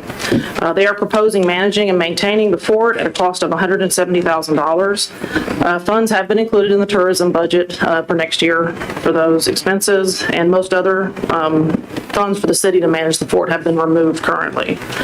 Right now, the city has a month-to-month lease with the Fort Martin Scott Friends to use the building and the wagon barn that is located on the fort grounds. If this management agreement is approved, the Friends would have to leave their building and reassess their role with the fort. They could submit a proposal to the TRHC to determine what that role would be in the future. The management agreement would begin November 1st, 2021 for a term of 2 years, and then after that 2-year term, we can come back to council, reassess how things have gone over the last 2 years, and then decide if we want to move forward with a longer term agreement. I do personally think this is a positive and good step for the fort. As a parks person, over the last 5.5 years, I've been focused on maintaining the fort. We do have one part-time employee out there that's managed to do a few living history events every year, but we really don't have the resources and the staff that the Texas Rangers Heritage Center has to let the fort meet its potential. And I think it has a lot of unmet potential right now. So I would recommend proceeding with this professional services agreement with the with the Texas Rangers Heritage Center. Jody Ginn is the current executive director right now, and he is here in the audience and is willing to come up to speak or to answer any questions, and I can do the same. Thank you, Andrea. Tom? I think we should have Mr. Ginn speak to us. Dr. Ginn, excuse me.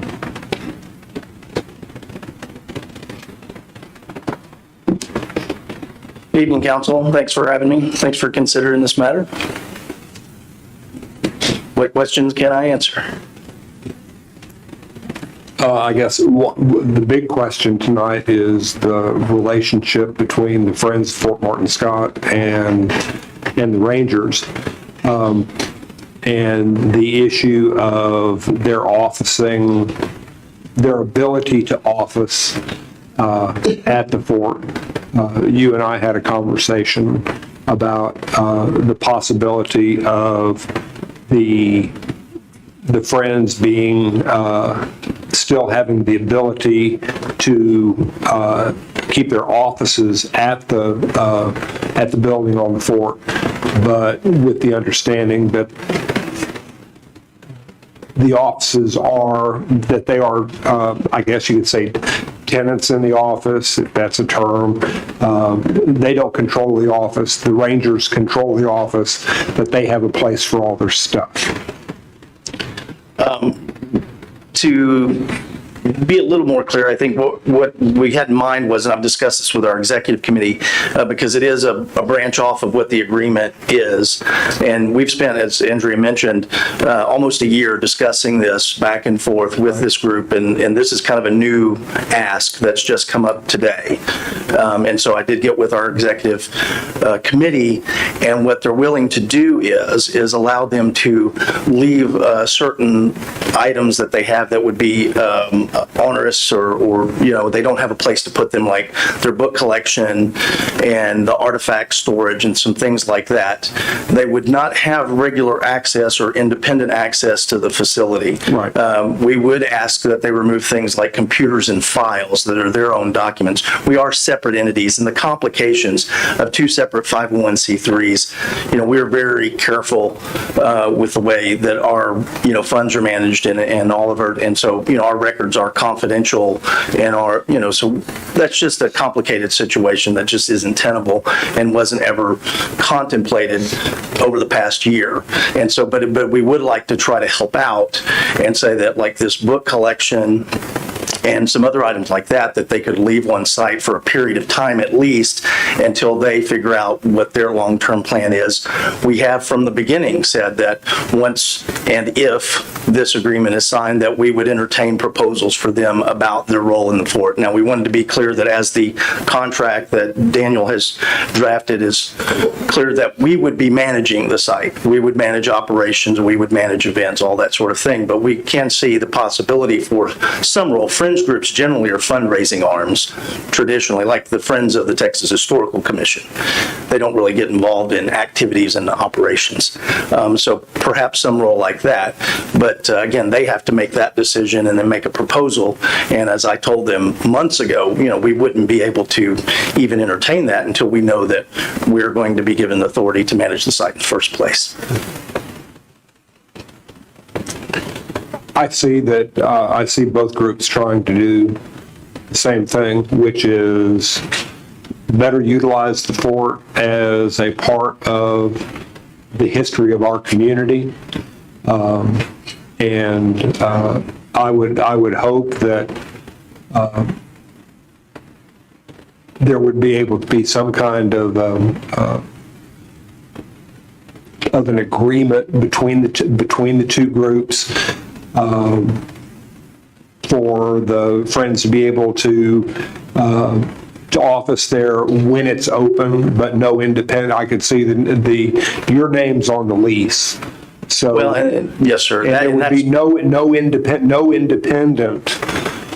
This would not be an independent operation. It would be during your office hours. So that's just my suggestion. I'm in favor of the agreement. I think that the Rangers will do will do a great job of incorporating the story of Fort Martin Scott into the story of Fredericksburg and the story of the Texas Rangers. So I will say that I would have to take that back to our complete board. The board has approved the contract that Daniel already drafted, and so to say that they would be able to have access and actually use it as an office. What I'm saying is I'm not proposing modifying the existing agreement that we have, but I would like some assurances that they're going to be that there would be a continuing dialogue about. Absolutely, a continuing dialogue. But again, still there has to be one chief. You just can't have a bunch of chiefs. There's the chief right there. And it's somebody's going to be in control and charge of it. Otherwise, it's not going to work. Yes, sir. I just had a couple of questions. There, discussion in the agreement about the RV sites. Yes, ma'am. That are on the property. What is your intention for using those or not using them? It was outlined in the contract. The outer, the ones that are power and water only, those would be temporary access sites for, like, if we have volunteers, like we have the traditional American Indians group, or we have living history guys, and they come into town and they have an RV and they can park there for the weekend or the week if that's how long the event is. But it would be like event focused. Those would absolutely not be, and it's prohibited by the contract, because we know this question was raised in the past, would not be used commercially. They would not be rented out to outside people. They would be strictly for people who are there to support programming and activities and events. Right. It wasn't as clear to me regarding the sites that are behind the building that don't have full. For the time being, our intention is to continue the park host program. And if that ceases, first of all, any plan that drastically changes how we're operating the site, as is also put in there, has to be approved by the city council. We come back to you with a proposal before we make any major changes. And so if we change from the park host program, then we will put that in the proposal as how we intend to use it. Again, there would be no intention of generally leasing them out to the general public. We do not have any intentions and will not. I will commit to that clearly here tonight. Try to turn that into an RV park. Absolutely not. That is nowhere in anyone's intention, never was. A second question regarding entry fees. That is also has to come in a proposal. No entry fees can be charged unless the city approves the proposal. We do have a plan that I'm developing now that we are at this place. I'm getting ready to develop in detail a plan that would lead to that, but it will face city council approval before we Will implement those anything. fees be retained by the Texas Rangers? In accordance with the contract, yes, ma'am, but for the support of the site as a whole. And if I could make one comment about fees, any fee I would anticipate would start low, and just so everybody remember that every state park in the state of Texas charges entry fees. Absolutely. So if there's a small entry fee and the money that is raised is used for the maintenance and improvement of the park, I think that's in line with every other parks department procedure, whether it's a state park, a local park, or a national park. Yes, sir. And any proposal that comes with the suggestion of any type of fee will also include improvements that will have been made prior to that fee being charged, to improvements to the visitor experience. Very specific, at that point. I'm in favor of the agreement. I also would ask that you continue dialogue with the Friends. Yes. And to allow them access to their property that they leave on site, the safe, the books. I do agree that as far as the computers and the files, those should be held, they should take those and put them in safekeeping if they need to. But overall, I'm in favor of the agreement. I think it will be good for the fort. Yeah, I would just add that I agree with all of that, and add that I would hope that the Friends would be able to come up with some way they can participate, perhaps in an education program within the fort itself. And from what you've said, I understand that you're willing to work with them to do something like that, or whatever Absolutely. it is that they might propose that works well for the fort experience. Can I make a suggestion in order to carry out the council's wishes on the continuing dialogue, that we ask Jody to report back to the city council within a certain period of time on how that dialogue has transpired and give you an update? Can we make that a requirement of Jody in order to, again, force that dialogue to happen and hopefully produce some positive results? What do you think about that? Good idea. Great. So just establish a period of time where you would like him to report back, and he can report back on what they have achieved based upon that dialogue. 6 months. Mr. Mayor, Council, they did have our executive committee had a couple of caveats for them leaving property on the property that we would then be responsible for as a whole, is one that they would provide a complete inventory signed off on by the city that acknowledges what property is theirs, and that they would indemnify us from responsibility for that property. That inventory would be then Exhibit A for that indemnity agreement. I would agree with that. Any further questions? I have none. Y'all asked them all. Mayor, can I just add a comment? Please do. The agreement as written is completely silent on this issue of the Friends group and their involvement. And so I know that the council may have some expectations. It's not in the agreement. They can't be compelled to do what you're asking them to do. I just want you to be aware that you're relying on their word, essentially. Not that it's a bad word. I'm just, from an attorney standpoint, I can't enforce that. So. Right. I think that's understood, but I also think that sometimes when parties make an agreement in a public place, there is an agreement to agree to the agreement. Yes, sir. Okay. And we understand that this is a 2-year agreement, and we hope to develop a much longer relationship than that, so. Yeah. From a 2 to a 4 to a 6 to an 8-year agreement. Just as everybody's in agreement. I agree with that. Okay. With that, I'll entertain a motion. Well, I would move to approve the contract as proposed, and also require, in addition, outside the contract, for the port manager to come back in within 6 months and with the Friends and give us an update on what's, well, necessarily the operation of the port, but the relationship between the two and how you're working together and what you're proposing. So 6 months from now. Yes, ma'am. That's between the Rangers. I thought you said that Between the Rangers come in and explain to us what they've done during this time, working with the Friends, to see what kind of relationship they have on forward. Daniel, can that be in the motion? Or is it just accepting the contract? Well, it's not part of the agreement, but I mean, it's something that, I mean, if that doesn't occur, it doesn't invalidate the contract. Okay. That's what I wanted to know. You know, it's, And Dr. Ginn has also stated that they intend to do that. right. I mean, it could, I guess it could affect your future dealings with them, but it would have no impact on the enforcement of the agreement. Okay. I'll second that. We have a motion by Kathy and a second by Jerry. Any further discussion? There being none, all those in favor? Aye. Motion carries.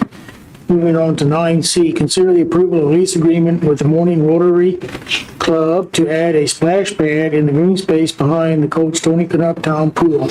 Andrea, I already know where you're at. Yeah. Good evening again, Mayor and Council. Tonight, I'm bringing back a decision to move forward on the Coach Tony Canuck Town Pool Splash Pad Edition. So the Morning Rotary Club would like to fund this splash pad. They would fully fund the construction, so there would be no cost to the city on that part. The Morning Rotary Club supports adding the splash pad to the green space behind Town Pool, and they are no longer interested in converting Town Pool into a splash pad. If the splash pad addition is approved, staff will begin working with Craftsman and Rotary to come up with the final plan, so that hopefully we can get construction started as soon as possible and maybe be open by next summer. Currently, funds have been included in the budget for operation of both the Town Pool and a separate splash pad. Annual operating costs for Town Pool are approximately $85,000, and for a splash pad, $40,000. The annual revenue at Town Pool is about $5,000. Entry into the splash pad would be free. Pool entry fee could remain at $2 per person, or we could change that to being free as well after we do a little bit more research between now and when it opens. So at this time, I'd like to request that we approve the license agreement with the Morning Rotary Club to add a splash pad in the green space behind Coach Tony Canuck Pool. I'll start with you, Jerry. And I will make a motion to approve that, and thank the Rotary Club for getting out and digging out and finding all the money to do this, and I think it'll work out real nice to have a pool and a splash pad. And I will second that. Okay, a motion by Jerry and a second by Tom. And to thank the Rotary for everything, Rotary Club for everything they've done in our community. Raleigh, comment? I would agree with that. I think it'll be a great addition to town pool, and I certainly appreciate the Rotary for what they've done in this community. Kathy? Appreciate the Rotary too, but Turn your mic on. I have never heard an outcry for a splash pad. Having attended both public meetings and read the comments, what I heard was a request that we keep town pool. That was the major request. I think this could be a good thing. I haven't heard from the citizens, any kind of special demand for a splash pad. Okay, I certainly have passion for this. I think first of all, thank you Rotary Club and for all the organizations that do all the help that they do for our citizens. I did go with Andrea to the space. I was a little concerned about the size. I think it's adequate for, I always call them affectionately little rugrats to be there at the splash pad. I think it's an enhancement for our community, for our citizens, old and young. And, we sometimes always hear we don't do anything for the citizens of Fredericksburg. I would say this is definitely a step in that direction to provide additional entertainment for city and as well as visitors if they ever get wind of it. So with all that being said, if there's no further discussion, all those in favor? Aye. Opposed? There is none. Motion carries 5-0. Thank you, Mayor and Council. Thank you. Thank you, Andrea. Thank you. Moving on to 9D, consider, discuss, and take action regarding the Fredericksburg Convention and Visitors Bureau's, the CVE FY 2022 proposed budget presentation. Kent, I consider the appointment of 3 new members to fill the vacancies and 1 current board member to be reappointed to the Fredericksburg CVE board members. Okay. Ernie, you here? Oh. Yes, sir. I snuck up on you. I don't know where to look anymore. Just like Santa Claus. Kind of scary there, Ernie. I know, I'm sorry. Good evening, Mayor, City Council, and City staff. For those in the audience here and those online, my name is Ernie Loeffler, President CEO of the Fredericksburg Convention and Visitor Bureau, which is the marketing destination, or the destination marketing organization for Fredericksburg and Gillespie County. First of all, thank you to the City Council for your support of the visitor industry over the years. In the calendar year 2020, the total revenue generated for all businesses in the city and county through direct visitor expenditure stood at some $130.9 million, according to the Office of the Governor, Economic Development and Tourism. And that was actually up 2.2% from the previous year. And to me, that's a fairly amazing number, knowing the effects of COVID on the tourism industry across the world. Fredericksburg and Gillespie County were able to bounce back much sooner than many other travel destinations based on a number of factors. And somebody, earlier speaker alluded to this. The tourism product we have to offer to visitors is one of the reasons. Where we're located, within driving distance of some 29 million Texans, our hardworking partners in the local tourism industry, all the businesses that were referenced earlier, and the work they did during that time period, our friendly local residents in our visitor center, we hear every day about how friendly our visitors are, so please keep up that great work. Or how friendly our residents are, excuse me. And then the dedicated team at the Convention and Visitors Bureau, a big shout out to them to keep working in spite of cancellation after cancellation after cancellation for about 3 months going. Based on these numbers, the return on investment for the city and the county was about $44 for every dollar of lodging occupancy tax that was spent by the CVB in 2020 on marketing our destination, which is a pretty good return on your investment, I believe. A recap of the fiscal year 2022 budget dollars. Total FCB budget of $4,245,786. The city portion of that is $3,595,785. The county portion is $628,500. So again, these are the numbers. The city, of course, collects much more occupancy tax than the county, although I will say the county's numbers grew substantially during the COVID era as well. These budget numbers are, of course, totally funded from lodging occupancy tax in the city and the county. No local tax dollars from local citizens are used to support the budget of the Convention and Visitor Bureau. Part of the city and the county occupancy tax collected from visitors will also be used, as they have traditionally, to help support historic preservation and the arts in Fredericksburg and Gillespie County, which benefit not only local residents but visitors as well. Beyond the ongoing marketing effort of the Convention and Visitors Bureau, this year we'll mount several major initiatives that include beginning work on a tourism master plan, a year-long visitor research project, which will be our first since COVID, to basically measure what has changed about our visitors, what are they saying about Fredericksburg today. I would like to say post-COVID, but I would say we're still in the COVID era, unfortunately. And then a tourism management stewardship campaign for Fredericksburg and Gillespie County. Hopefully each of the City Council and the Mayor have had time to review the complete budget book, which was delivered to you a couple of weeks before. The Convention and Visitors Bureau Board of Directors has approved this budget, and on behalf of the Convention and Visitors Bureau Board, I would like to respectfully request your approval as well. And having said that, I would be happy to answer any questions that the Mayor or the City Council might have at this point. Start with you, Bobby. I have no questions. No. Tom? I have no questions, but I'm the city representative to the CVB, and the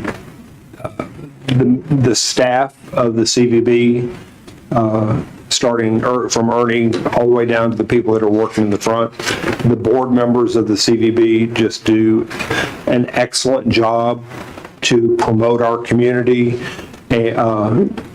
around the state. I don't think we could ask for a better team to do what they do. They are among the best in the state, if not the best in the state, in my opinion. So when it gets to the point, I'll make a motion to approve the budget. And I'll say thank you. Kathy, any comments? Turn on your mic. Just thanks. Thank you.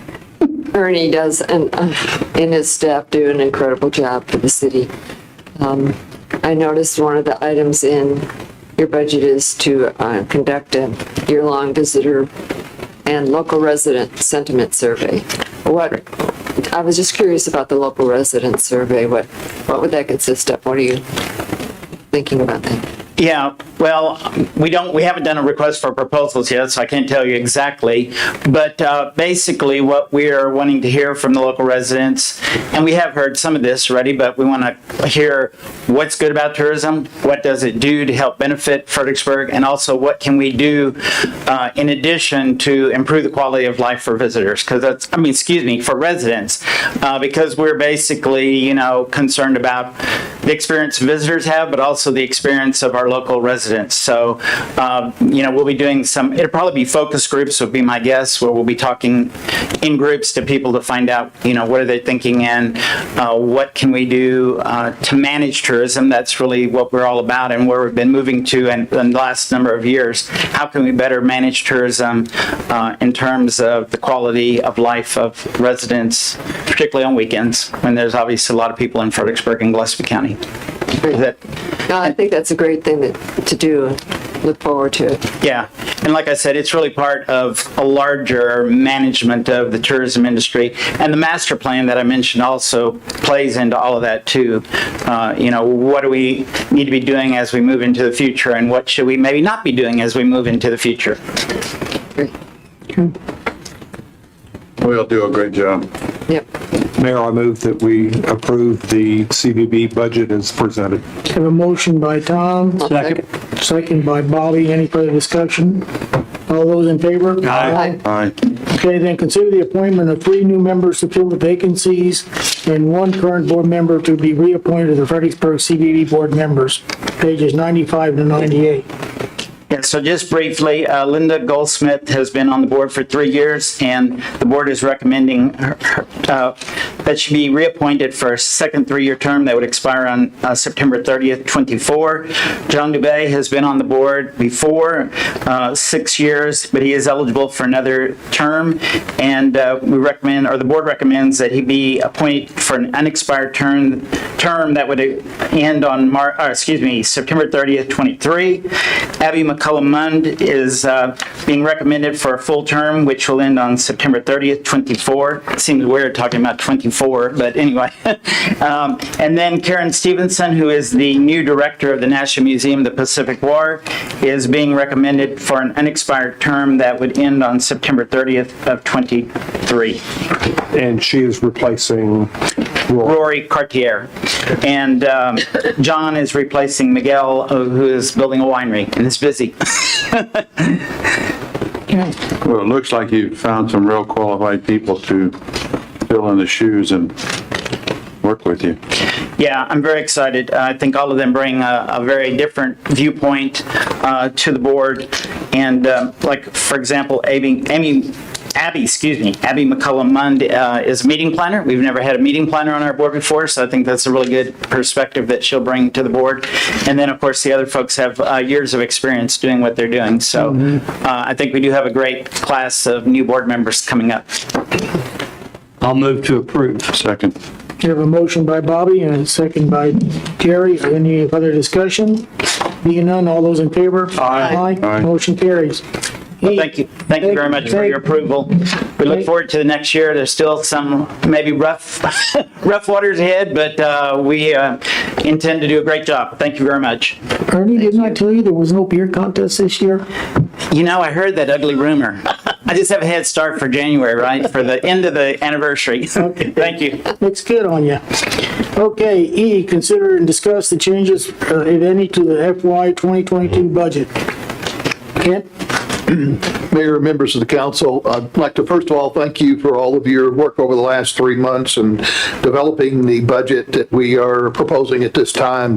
We've had a lot of budget work sessions, we've had public hearings, a lot of good input as we've gone through the development of the budget starting October 1st. The reason we have this agenda item on for tonight is to discuss any final changes that you want to make to the budget before we bring it forward to you for your formal vote at your next meeting on September 20th. So wanted to just kind of discuss a couple of possible changes for your consideration. First off, I mentioned on page 99 of your packet, staff is recommending an adjustment to our TABC permit fee revenues from $187,000 to $38,600. This is due to the changes that Daniel explained this evening, where we will not be able to charge for 2 years of permits. We originally thought we would be able to, and so we need to adjust the TABC permit fees down, and that's a general fund revenue item.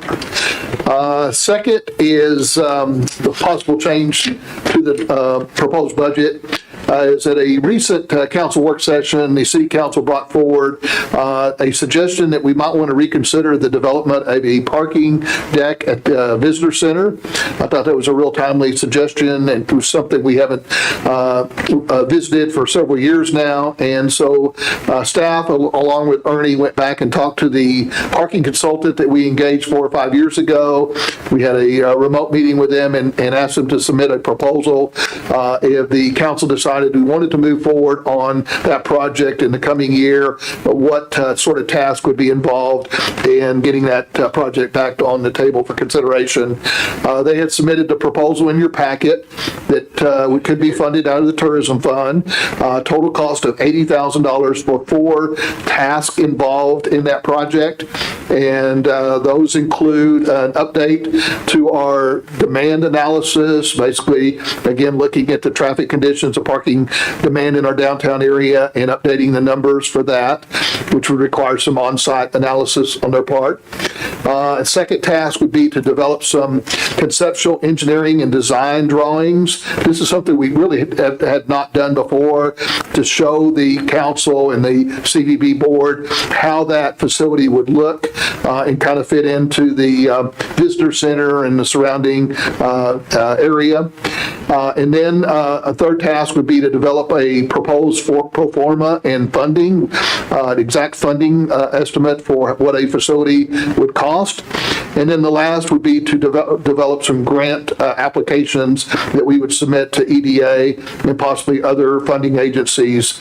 And you can see on page 104 of your packet, again, the total cost for those 4 phases would be $80,000. And again, we would, if the council wanted that to add that to the budget, we would fund that out of the tourism fund, which currently has plenty of fund balance available. The timing for this proposal may be good now because of a couple of factors. One is, as you know, the visitor center, we have added money next year for architectural services to expand the visitor center, and so it'd be good to have the parking consultant work with the architect, Randy Staling, and make sure that whatever we're proposing for the parking deck would fit into the expanded visitor center facility. So those two entities could work together to make sure those projects kind of fit together. Another reason the timing is good is because there are several new federal grant opportunities available. There's some money coming down from the federal government now that can be used. We haven't seen that in a number of years. And I know Ernie's attended some sessions on EDA funding that is now available for facilities like this. So the timing is good in terms of federal funding that is available. And then the timing is also good because our tourism traffic in the downtown area has increased significantly over the last year. Once people kind of rediscovered our community, we saw a real increase in just the activity downtown. And that will continue, particularly in 2022 with the opening of the Albert Hotel. So we're going to see more and more people driving in the downtown area looking for parking. And so, again, those are all factors that I think contribute to the need to maybe bring this consultant on board. And so if the council wants to, we can add that money to the tourism fund budget and revisit that project during the coming year. So you may want to talk about that when I get done. And then the last item that I've noted that you may want to consider is we do have about $830,000 available in unallocated money from the American Rescue Act funds. Recently, we received an email from the Needs Council, Executive Director of the Needs Council, requesting $100,000 to support their counseling and domestic violence support program. The council may want to consider adding that to your budget for the American Rescue Act funds. Or you may instead want to consider a process where you go out and accept applications from nonprofit agencies that want to compete for that funding during the coming year. And then you can allocate the money at the mid-year or whatever. But I think at least some discussion needs to take place on whether the council wants to allocate some more of the American Rescue Act funds for the Needs Council or other agencies. So those are just some ideas on some possible final budget amendments or final changes to the budget before we bring forward to your vote at the next meeting. And I know, of course, we'll be talking about property taxes next week at the public hearing on Wednesday, the 15th, and the revenues for property taxes will likely change in the final budget. But anyway, I would like at this point, Mayor, to open up some discussion on whether the council would like to make some final changes to the budget that I've indicated here or any other changes that you want to make at this time. Thank you, Ken. Gary, I'll start with you. I was talking with Laura on this too, and I know the Needs Council does a lot of good work, but I also know that there's Good Samaritan, there's the Food Bank, there's a bunch of other organizations that really do a lot for the city too, and I think, go ahead and not put proposals like they did for the hot taxes. I think it'd be kind of nice to do that and just, give money and help them out. Would it have to be related to the pandemic? Right. Well, you don't think Good Samaritan did that or the Food Bank? Yeah, I mean. Yeah, I agree with that, but those are some that I thought of. Wasn't there another one, Laura? There was... The Grace Center had approached us recently about maybe some funding Yeah, but the food bank and all those, I mean, that's. So if what Jerry is suggesting, if the council supports that, then we would develop an RFP or an RFP, and we would specify in that RFP the eligible uses of the funds that the federal government has set. And so not everybody they would have to show. And again, Krista with our staff is very well knowledgeable about the criteria, and she would go through and review them and say this does or does not meet the federal guidelines. And then, Ken, as part of that, we could discuss since we do have $830,000 less remaining, then we might, as a council, decide that we want to allocate X number of dollars above, not just $100,000, but X number of dollars that people could, in the fund that people could apply for. But you wouldn't have to use the whole amount. Is that what you're suggesting? Like you could use 500,000. Right. Say 500. Now the other question is, at our next budget hearing, will you have a revised city budget that takes the American Rescue funds out of the budget? We hadn't planned to, because we gave you the fund balance information with that removed out of there. We sent that to you all So last week. Okay, So we didn't- I've got that. Yeah. Okay, so we don't need, because, one of the issues was, did it skew everything? We'll have the final amount for you to fill in with the resolution approving the budget, but I don't think we plan to do a revised budget, did we, Laura?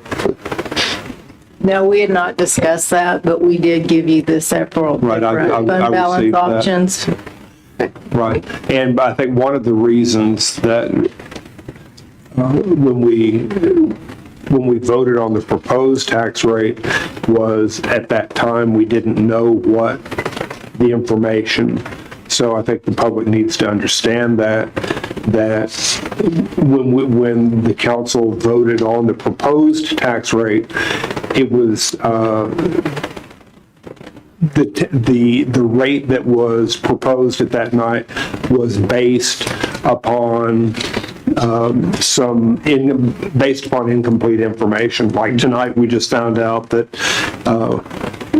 the general fund is down $148,000 in TABC revenue, that we are looking at spending another $50,000 on a fund. So, it's erring on the side of caution. I'd just like everybody to understand that at no time was this council proposing a tax increase. It was keeping our options open so that we would have the ability, we would get accurate figures from city staff. Sorry.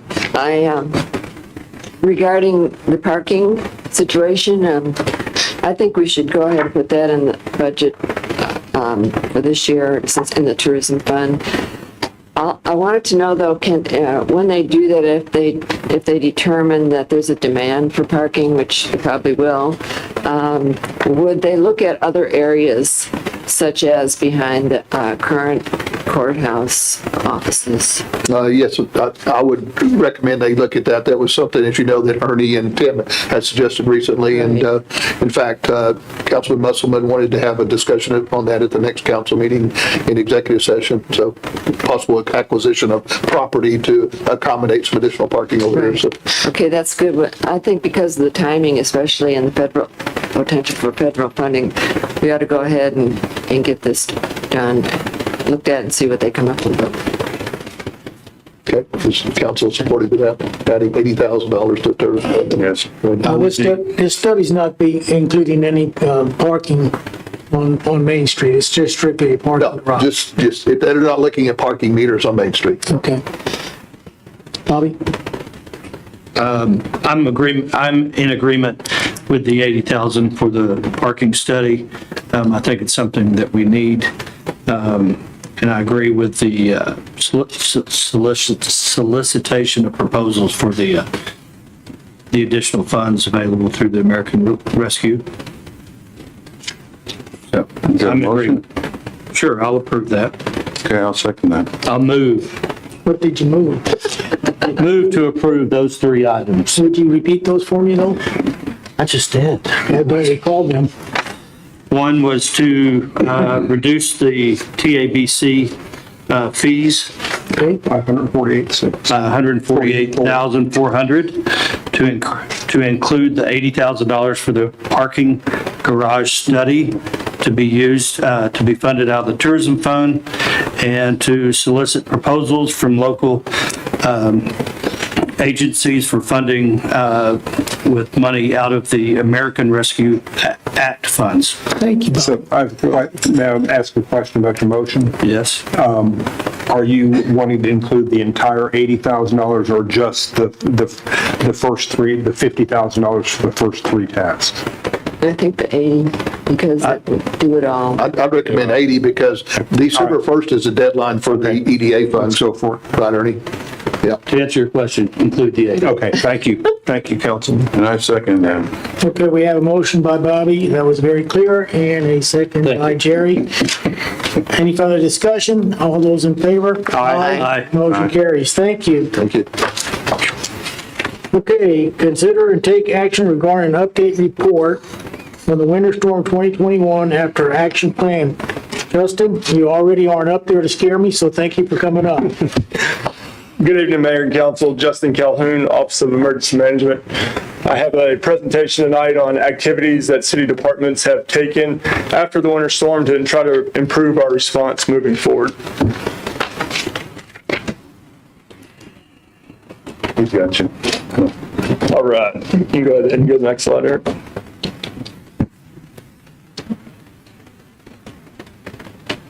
All right, our agenda, we're going to go over the updated emergency operation plan, go over infrastructure and equipment improvements, go over some training that's taking place, go over emergency operations center and staffing improvements, and go over our FEMA claim. There has been some updates to this presentation since I was given to you, and I'll highlight those during the presentation. All right. On the emergency operation plan, so we have an emergency operation plan for the city and the county, and that includes 22 annexes. Annex C and Annex O are the Annex C is the shelter and mass care annex, and Annex O is the human services. Both of these are very dependent on the American Red Cross, and as you know, during the winter storm, all 254 counties in Texas were affected, and the American Red Cross was not able to help us on that. So Andrea, the Parks Director, took on a lot of those services, and she ended up doing the shelter and mass care and the human services. So at this time, we've changed Annex O. This is session order there. Now it's the Director of the Hill Country Chapter of the American Red Cross, and then next in line would be the Director of the Needs Council. So in the event this happens again, we can define those roles, and each person can work on their task within that. We've also been working with the American Red Cross on updating our shelter agreements. They're currently going through some local leadership changes, so we've started that process, and we're just waiting on those to finish those changes, and we'll finish those shelter agreements up. Next slide, please. All right, infrastructure and equipment improvements. During the storm, 2 of the 3 radio towers that the Fredericksburg Fire and EMS and the volunteer fire departments in the county use, they went down because they're on battery backup. So in the current budget, we've requested 2 generators for those radio tower sites. Also, the one that does have a generator, it's pretty outdated and it's owned by the county. And in their budget process, they're looking at adding a new generator to that site as well. There's a county-wide radio committee. It's been established for a few years. It kind of got shut down during COVID, but after the winter storm, they really realized that we needed to get that back up and going. So they are working on getting some new radio upgrade options to present to the county fire chiefs, and hopefully have that proposal for the fiscal year 2023 budget to present to council and commissioners court. The ambulance that's requested in the upcoming budget is a four-wheel drive ambulance that would be greatly needed during the winter storm and other events that could take place. On top of that, we've also ordered snow chains for 3 of our current ambulances, 1 rescue truck, and 1 staff vehicle. Gillespie County Communications has requested additional satellite phones. As you know, during the winter storm, we lost radio communications. There was also we lost cell phone communications, internet. So having these extra satellite phones to give the city officials and emergency responders so that we can communicate would greatly help.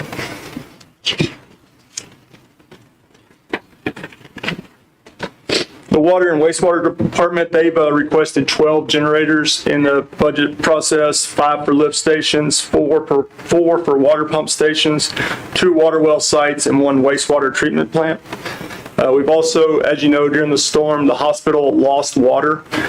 We had a third-party engineering consultant come in and see what needed to be improved to make that better. They decided that the water supply to the hospital from the city side is sufficient, but they requested that, or they recommended that Hill Country have a 40,000-gallon water tank on site. I spoke with the hospital, and they have put that in their 5-year plan for improvements.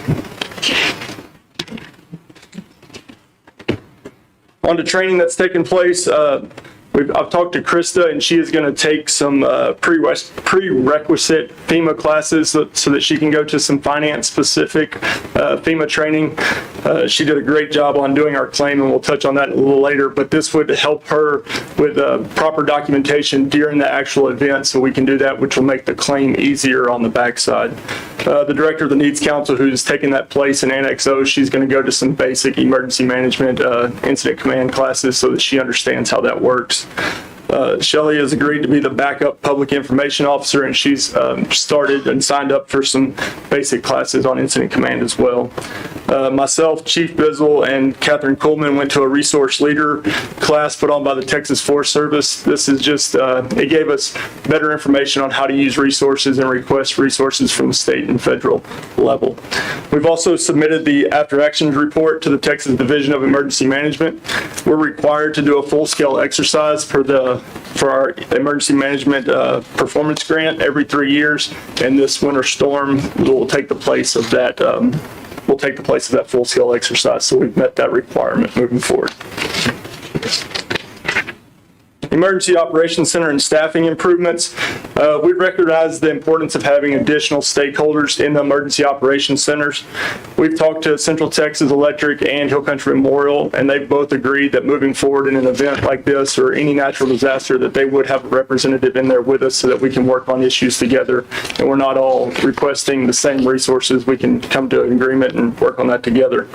We've also recognized the importance of having additional staff in the emergency operations centers, having people there that can take notes and answer phone calls that are coming in and have all the proper information. And we're using this model when we're planning for the eclipse in 2024. We've also recognized the importance of alternating fire and EMS staff. A lot of those employees work multiple days in a row. We realize that working a 12-hour shift and then being off 12 hours would probably be better moving forward, so that staff has time to get some rest before they come back on duty. And lastly, our FEMA claim. This is what has changed in your packet that I gave you. So the city claimed $138,000 to FEMA. We were able to receive 75% of this, which is about $103,000. The majority of this claim is from overtime worked by city employees during the storm. This claim has been fully approved as the 2nd of September. There's an additional around $10,000 that can be claimed for administrative fees that Krista is going to begin working on here in the next couple of weeks. Anybody have any questions about any of that information? Where's George Studer? I hope you're listening, George. Yeah, no, I think y'all are working in the right direction. If any people out there have something else to add on to it, I think they need to get a hold of Justin and talk to him. Okay. Got a question, Justin. Yes, ma'am.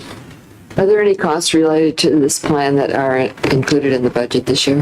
The only thing would be, did you say that aren't related or are related? That are related to? Yes, ma'am. The generators for the 2 sites are in the emergency management budget, and then the generators for the water wastewater departments are also in the budget for this year. Are those the ones that are being paid out of the American Rescue Fund plans, or the ones for the water wastewater are the ones out of the emergency management fund or not? And the second question is, Can I, before he gets off there, we're also adding a generator at City Hall, to the City Hall police fire station. That's been somewhat unreliable over the last year or two, so we're adding that. That's in the budget. It's in our budget. and is there anyone around here who knows how to put chains on tires? Well, they were able to do it during the storm, so I think they'll be able to figure that out. Justin, you did allude to chains, which I was very grateful. Now, what about the four-wheel drive? Will that have chains?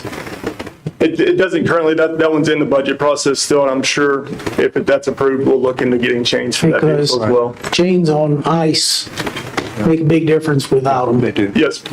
I would highly recommend chaining everything. Thank you.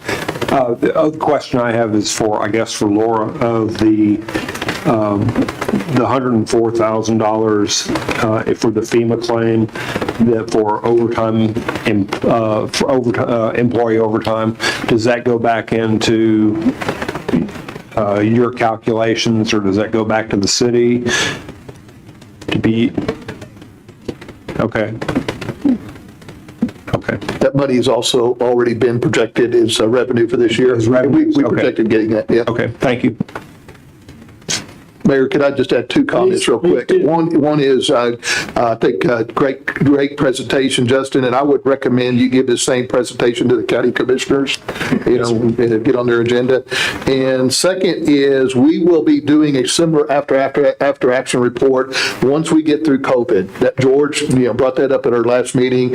We fully intend to do a full after action report, but we're still in the middle of the pandemic, and hopefully it'll be over someday, and we can all reflect back on what we did right and wrong as far as responding to that from an emergency standpoint, but we're just not ready to do that right now.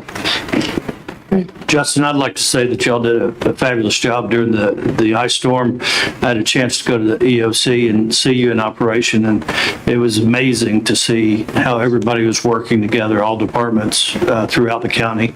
And I don't know if you've seen the new Farmer's Almanac, but they're predicting the same storm in January this year. So I've heard. They've been wrong before. They pegged the last one. And they've been right before. Thank you, Justin. Any other quick? Thank you. Since there are no further discussions, I'll entertain a motion to approve the report. So moved. Have a motion by Bobby, a second by Tom.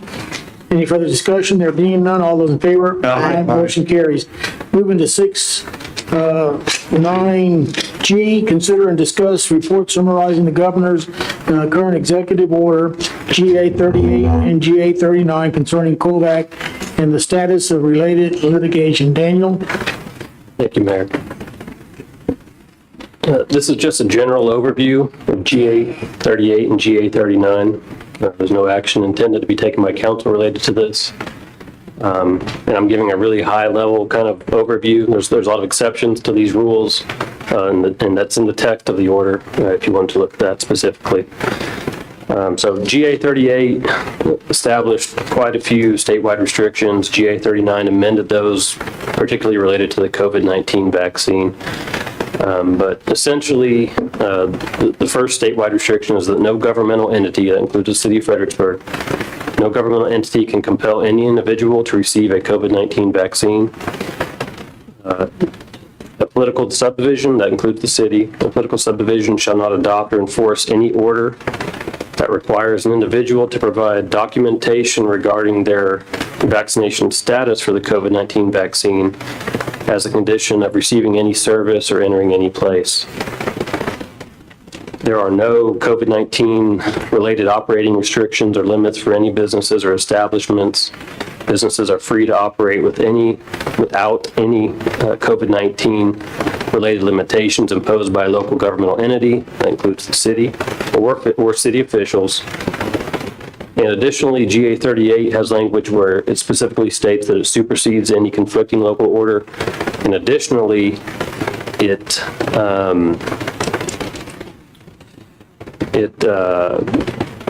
essentially voids, for the duration of his order, any law that would give the local official authority to enact that sort of an order. So he did sort of a double whammy there. You can't do it, and if you do it, it's void, and you don't have the law. You don't have authority to do it anyways. The next one is no governmental entity, including counties, cities, school districts, or public health authorities, and no government official can require a person to wear a face covering or mandate any kind of face covering requirements.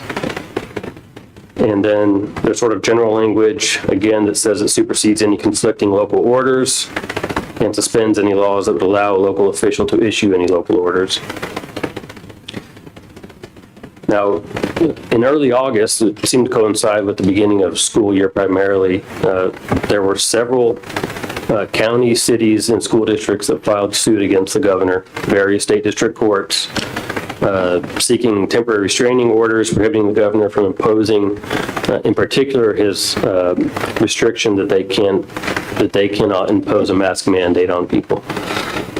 And so they had some initial success in the trial courts. Restraining orders were issued, prohibiting the governor from enforcing his order. He went to the appellate courts, ultimately to the Supreme Court. He had some success there, although it was short-lived because this was on a Friday, August 13th. On August 16th, the following Monday, several of those state district courts began having hearings on the cases. Again, they issued temporary injunctions or restraining orders, striking down the governor's ability to enforce his order. Again, he went to the appellate courts and to the Supreme Court. And again, the Supreme Court didn't rule on the merits, but they found that the status quo for some time now related to this has been that the governor has essentially had statewide authority and has been issuing rules statewide, and that's what everybody's used to, so that should continue. Having said that, there's 6 pending cases right now in front of the Texas Supreme Court related to this. It's basically appeals from all these various cases that have been filed. And I believe there's entities now, government entities now around the state that are continuing to impose mask mandates and other restrictions. So the issue is not resolved from a legal standpoint. And I want to clarify, the city's not a party to any litigation. The city's not intending, there's been no discussions about doing anything related to this order. This is just sort of what's been going on primarily in the urban areas related to this subject matter. So if there's any questions, I can try to answer them, but that's essentially where we are right now. It's about the mask. Clear as mud. About the mask mandate is where all this litigation is at. It seems to be primarily. There's been some entities that have wanted to either impose vaccination requirements on their employees, but that's really been the focus. I think is the mask mandates, particularly from the school districts, the large school districts, because they're unable to issue mask mandates for the students and the staff. Their argument is that it's causing irreparable harm. Any questions on his report? No, I tried to read through this stuff here, and I talked with Daniel this morning about it, and he's got to figure it out, what we can do and what we can't do. But what it is, what the governor's, I don't agree with it, but that's my opinion. Okay. Appreciate the update. Todd? No question. Tom? No question. Kathy?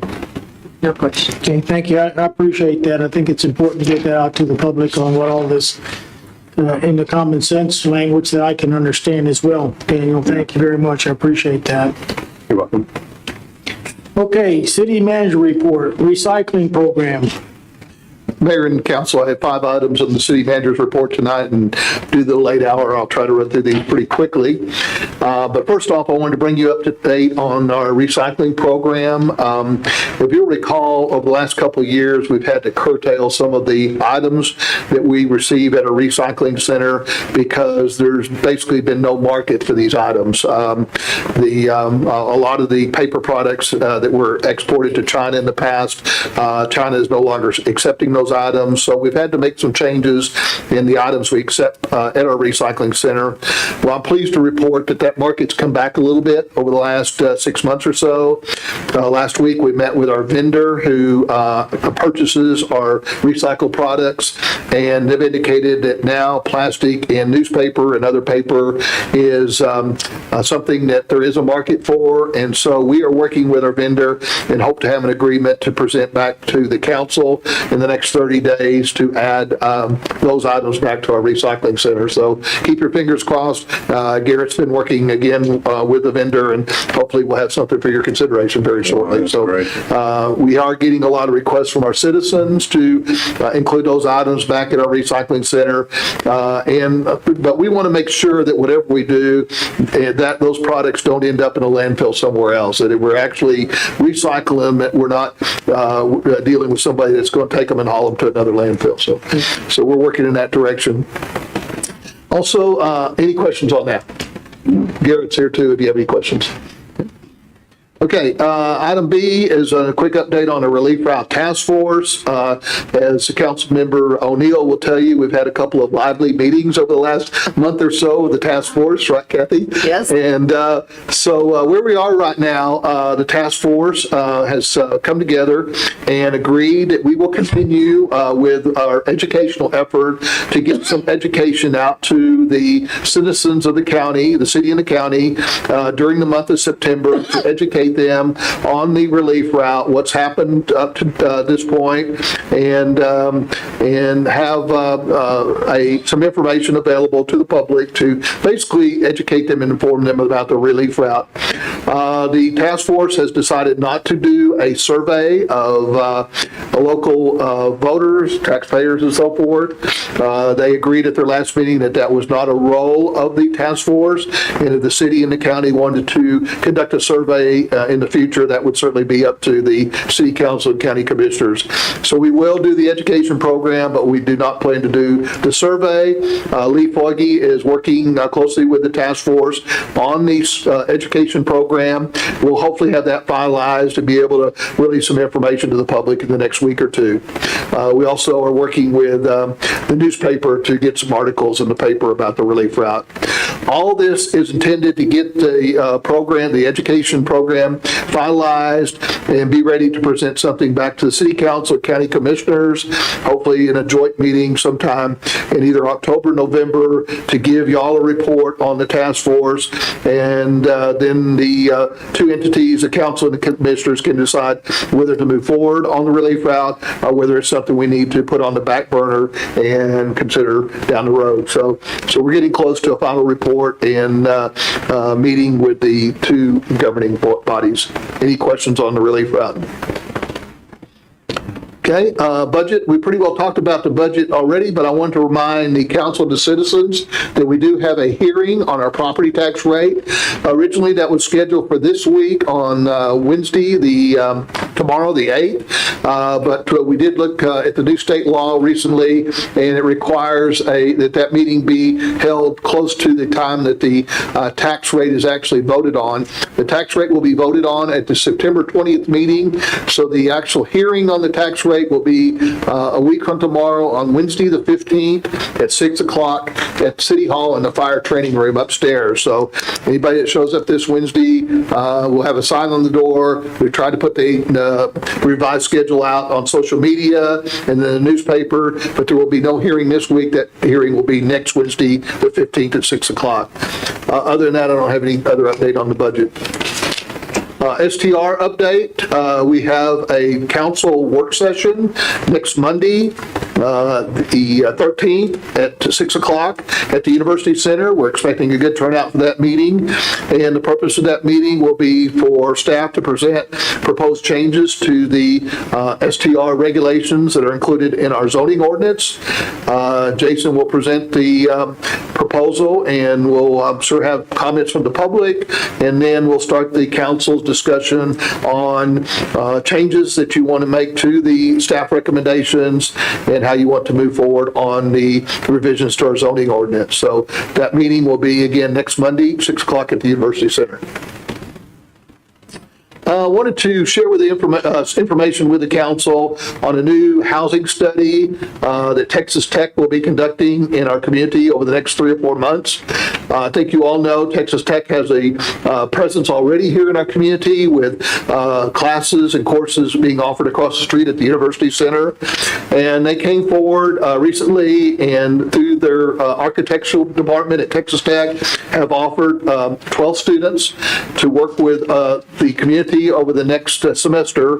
These are master level students that are included in their architectural design class that they would come in and look at design options for workforce housing in our community. They are looking at a couple of sites that they would study. One would be at the University Center. The master plan for the University Center had some acreage assigned for housing over there, and they'll look at a couple other sites in our community and try to design an affordable housing product that would be available for our workforce here. And so Anna Hudson is will be coordinating with the students. They'll actually be in town this Friday and Saturday.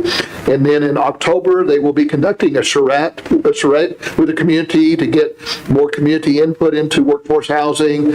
And then towards the end of this semester, they'll be making a community presentation on some unique designs that they recommend the city consider for creating a more affordable housing product here in our community. So we're excited to be working with these students and look forward to the final results of their study, which will be presented at the end of this semester. So any questions on that?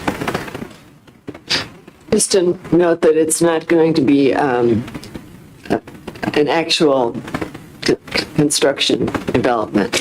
It's going to be a concept, unique concepts that they come up with it. And they'll be working also with Todd Edson to make sure that they get kind of some feedback from builders on whether, their recommendations are feasible. And again, Anna will be looking at it from a standpoint of whether those designs will fit into the architect of our community. And so we'll have some technical experts who will be working alongside them to kind of give them some guidance and as they move through the process. So I think it'll be a good process for our community. That's all the report I have for this evening, Mayor, unless you have any questions. Future agenda items? Okay, so far, looks like the next agenda, the next meeting is on September 20th, and the agenda looks like it's pretty lengthy for that meeting.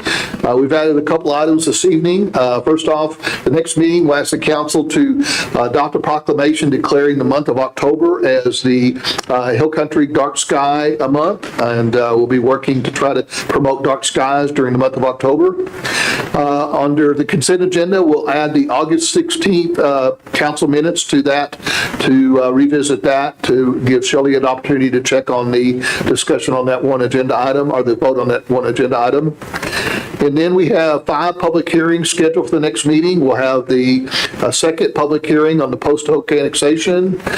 We'll have a public hearing on a voluntary annexation from Jacob Grant. We have also a public hearing on the zoning for the Jacob Grant property. And we have a voluntary annexation for a public hearing on that for Stone Ridge Phase 11. And then we have the zoning of Stone Ridge Phase 2, the public hearing on that. So 5 public hearing items for the next council meeting. We will have a couple of ordinances for your consideration. We'll have the ordinance adopting the FY22 budget. We will have the approval of the tax rate for 2021. We will have a park fee ordinance. I'm not sure what that is, and Andrea's gone, but something to do with new park fees. And then we will have the zoning ordinance for the Jacob Grant property. We will also add the second reading on the administrative adjudication process to your next agenda. And we will have Scott Fair here. He will be talking about some of the very old delinquent taxes that are still on the, trying to be collected, and he will ask for council action on those delinquent taxes that would require approval by the council to get them off the collection, his collection report. And then Councilman Musselman has asked for an executive session on a real estate issue involving possible purchase of some additional property in the future. So those are the items that we have so far for September 20th. Any questions on those or any additions to that agenda? So, Kent, under ordinances, you have the fiscal year 2021 tax rate. Is that the new tax rate for 21 and 22? Yes, sir. Okay. Yes, sir. I think that's what, yeah. Okay, so far, the October 4th agenda is very light, but I'm sure we'll have other items to add to that when we get to down the road. So any questions on future agenda items? If not, that's all I have for this evening, Mayor. Thank you, Ken. Council comments? I'll start with you, Kathy. The only thing I have, a result of attending this chamber meeting in August, is a good deal of their discussion centered around the SECO development and their desire to see it go ahead. They think it's a good development for the workers and those business people. And so I thought that was interesting that they were taking that position, and I'd probably hear more about it from them. Thank you. Tom? Just want to reiterate that there is an STR workshop next Monday, September 13th, 6 p.m.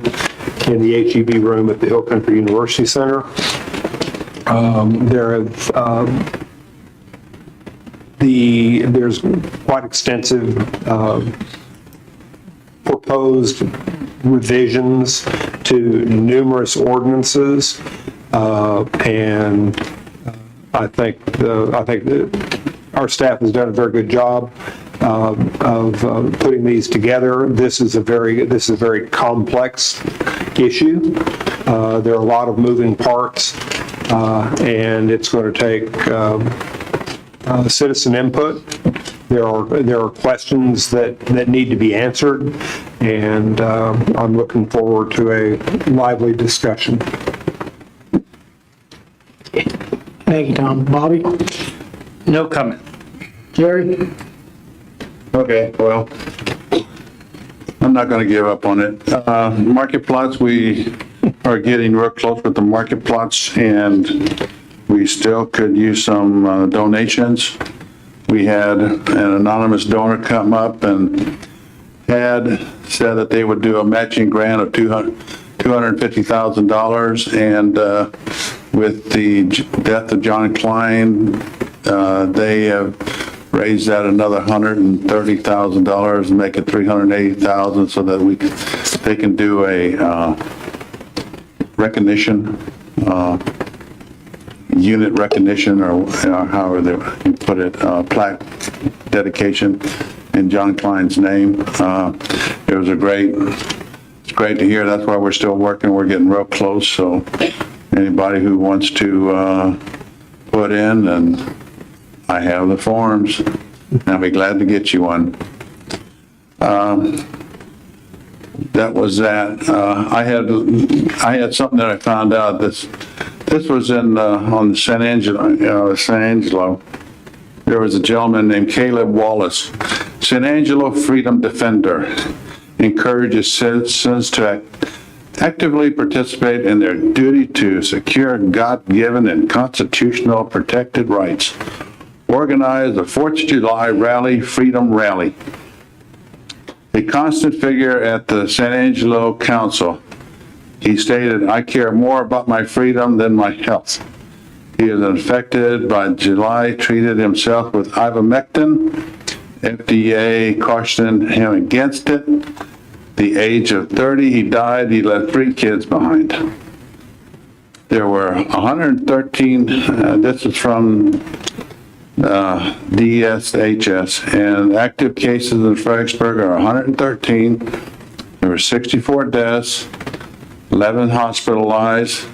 Fredericksburg High School had 44 active cases. Fredericksburg Middle School had 36, and the elementary school has 18. So these new variances are more,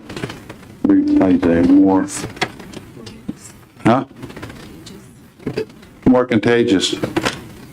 And if that isn't enough, I was talking with Brian Shetter. If you'd like to talk to Brian Shetter, talk to Brian Shetter. His daughter is a pediatric nurse in Houston, and they admitted this lady, she was 27 years old to give birth. She gave birth. They both came up positive. The next day they passed away, both of them, the mother and the child. So get the shot. I don't care. Get the shot. It's easiest, the FDA has approved it, the CDC has approved it. Go ahead and get the shot and let's get over this. Now we're still possibly running back to get more masks. Okay, am I through? Oh, no, I had one other thing here. Let me find it real quick. Okay.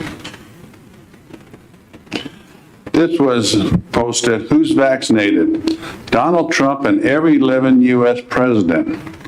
All 30 governors, both Republican and Democrat. Nearly 100% of U.S. Congress.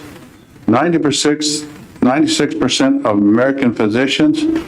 75 to 80% of the military. It'll soon be 100%. And who is not vaccinated? 99.2% of all people currently dying of COVID-19. Amen. Take it for what it is. Thank you, Jerry.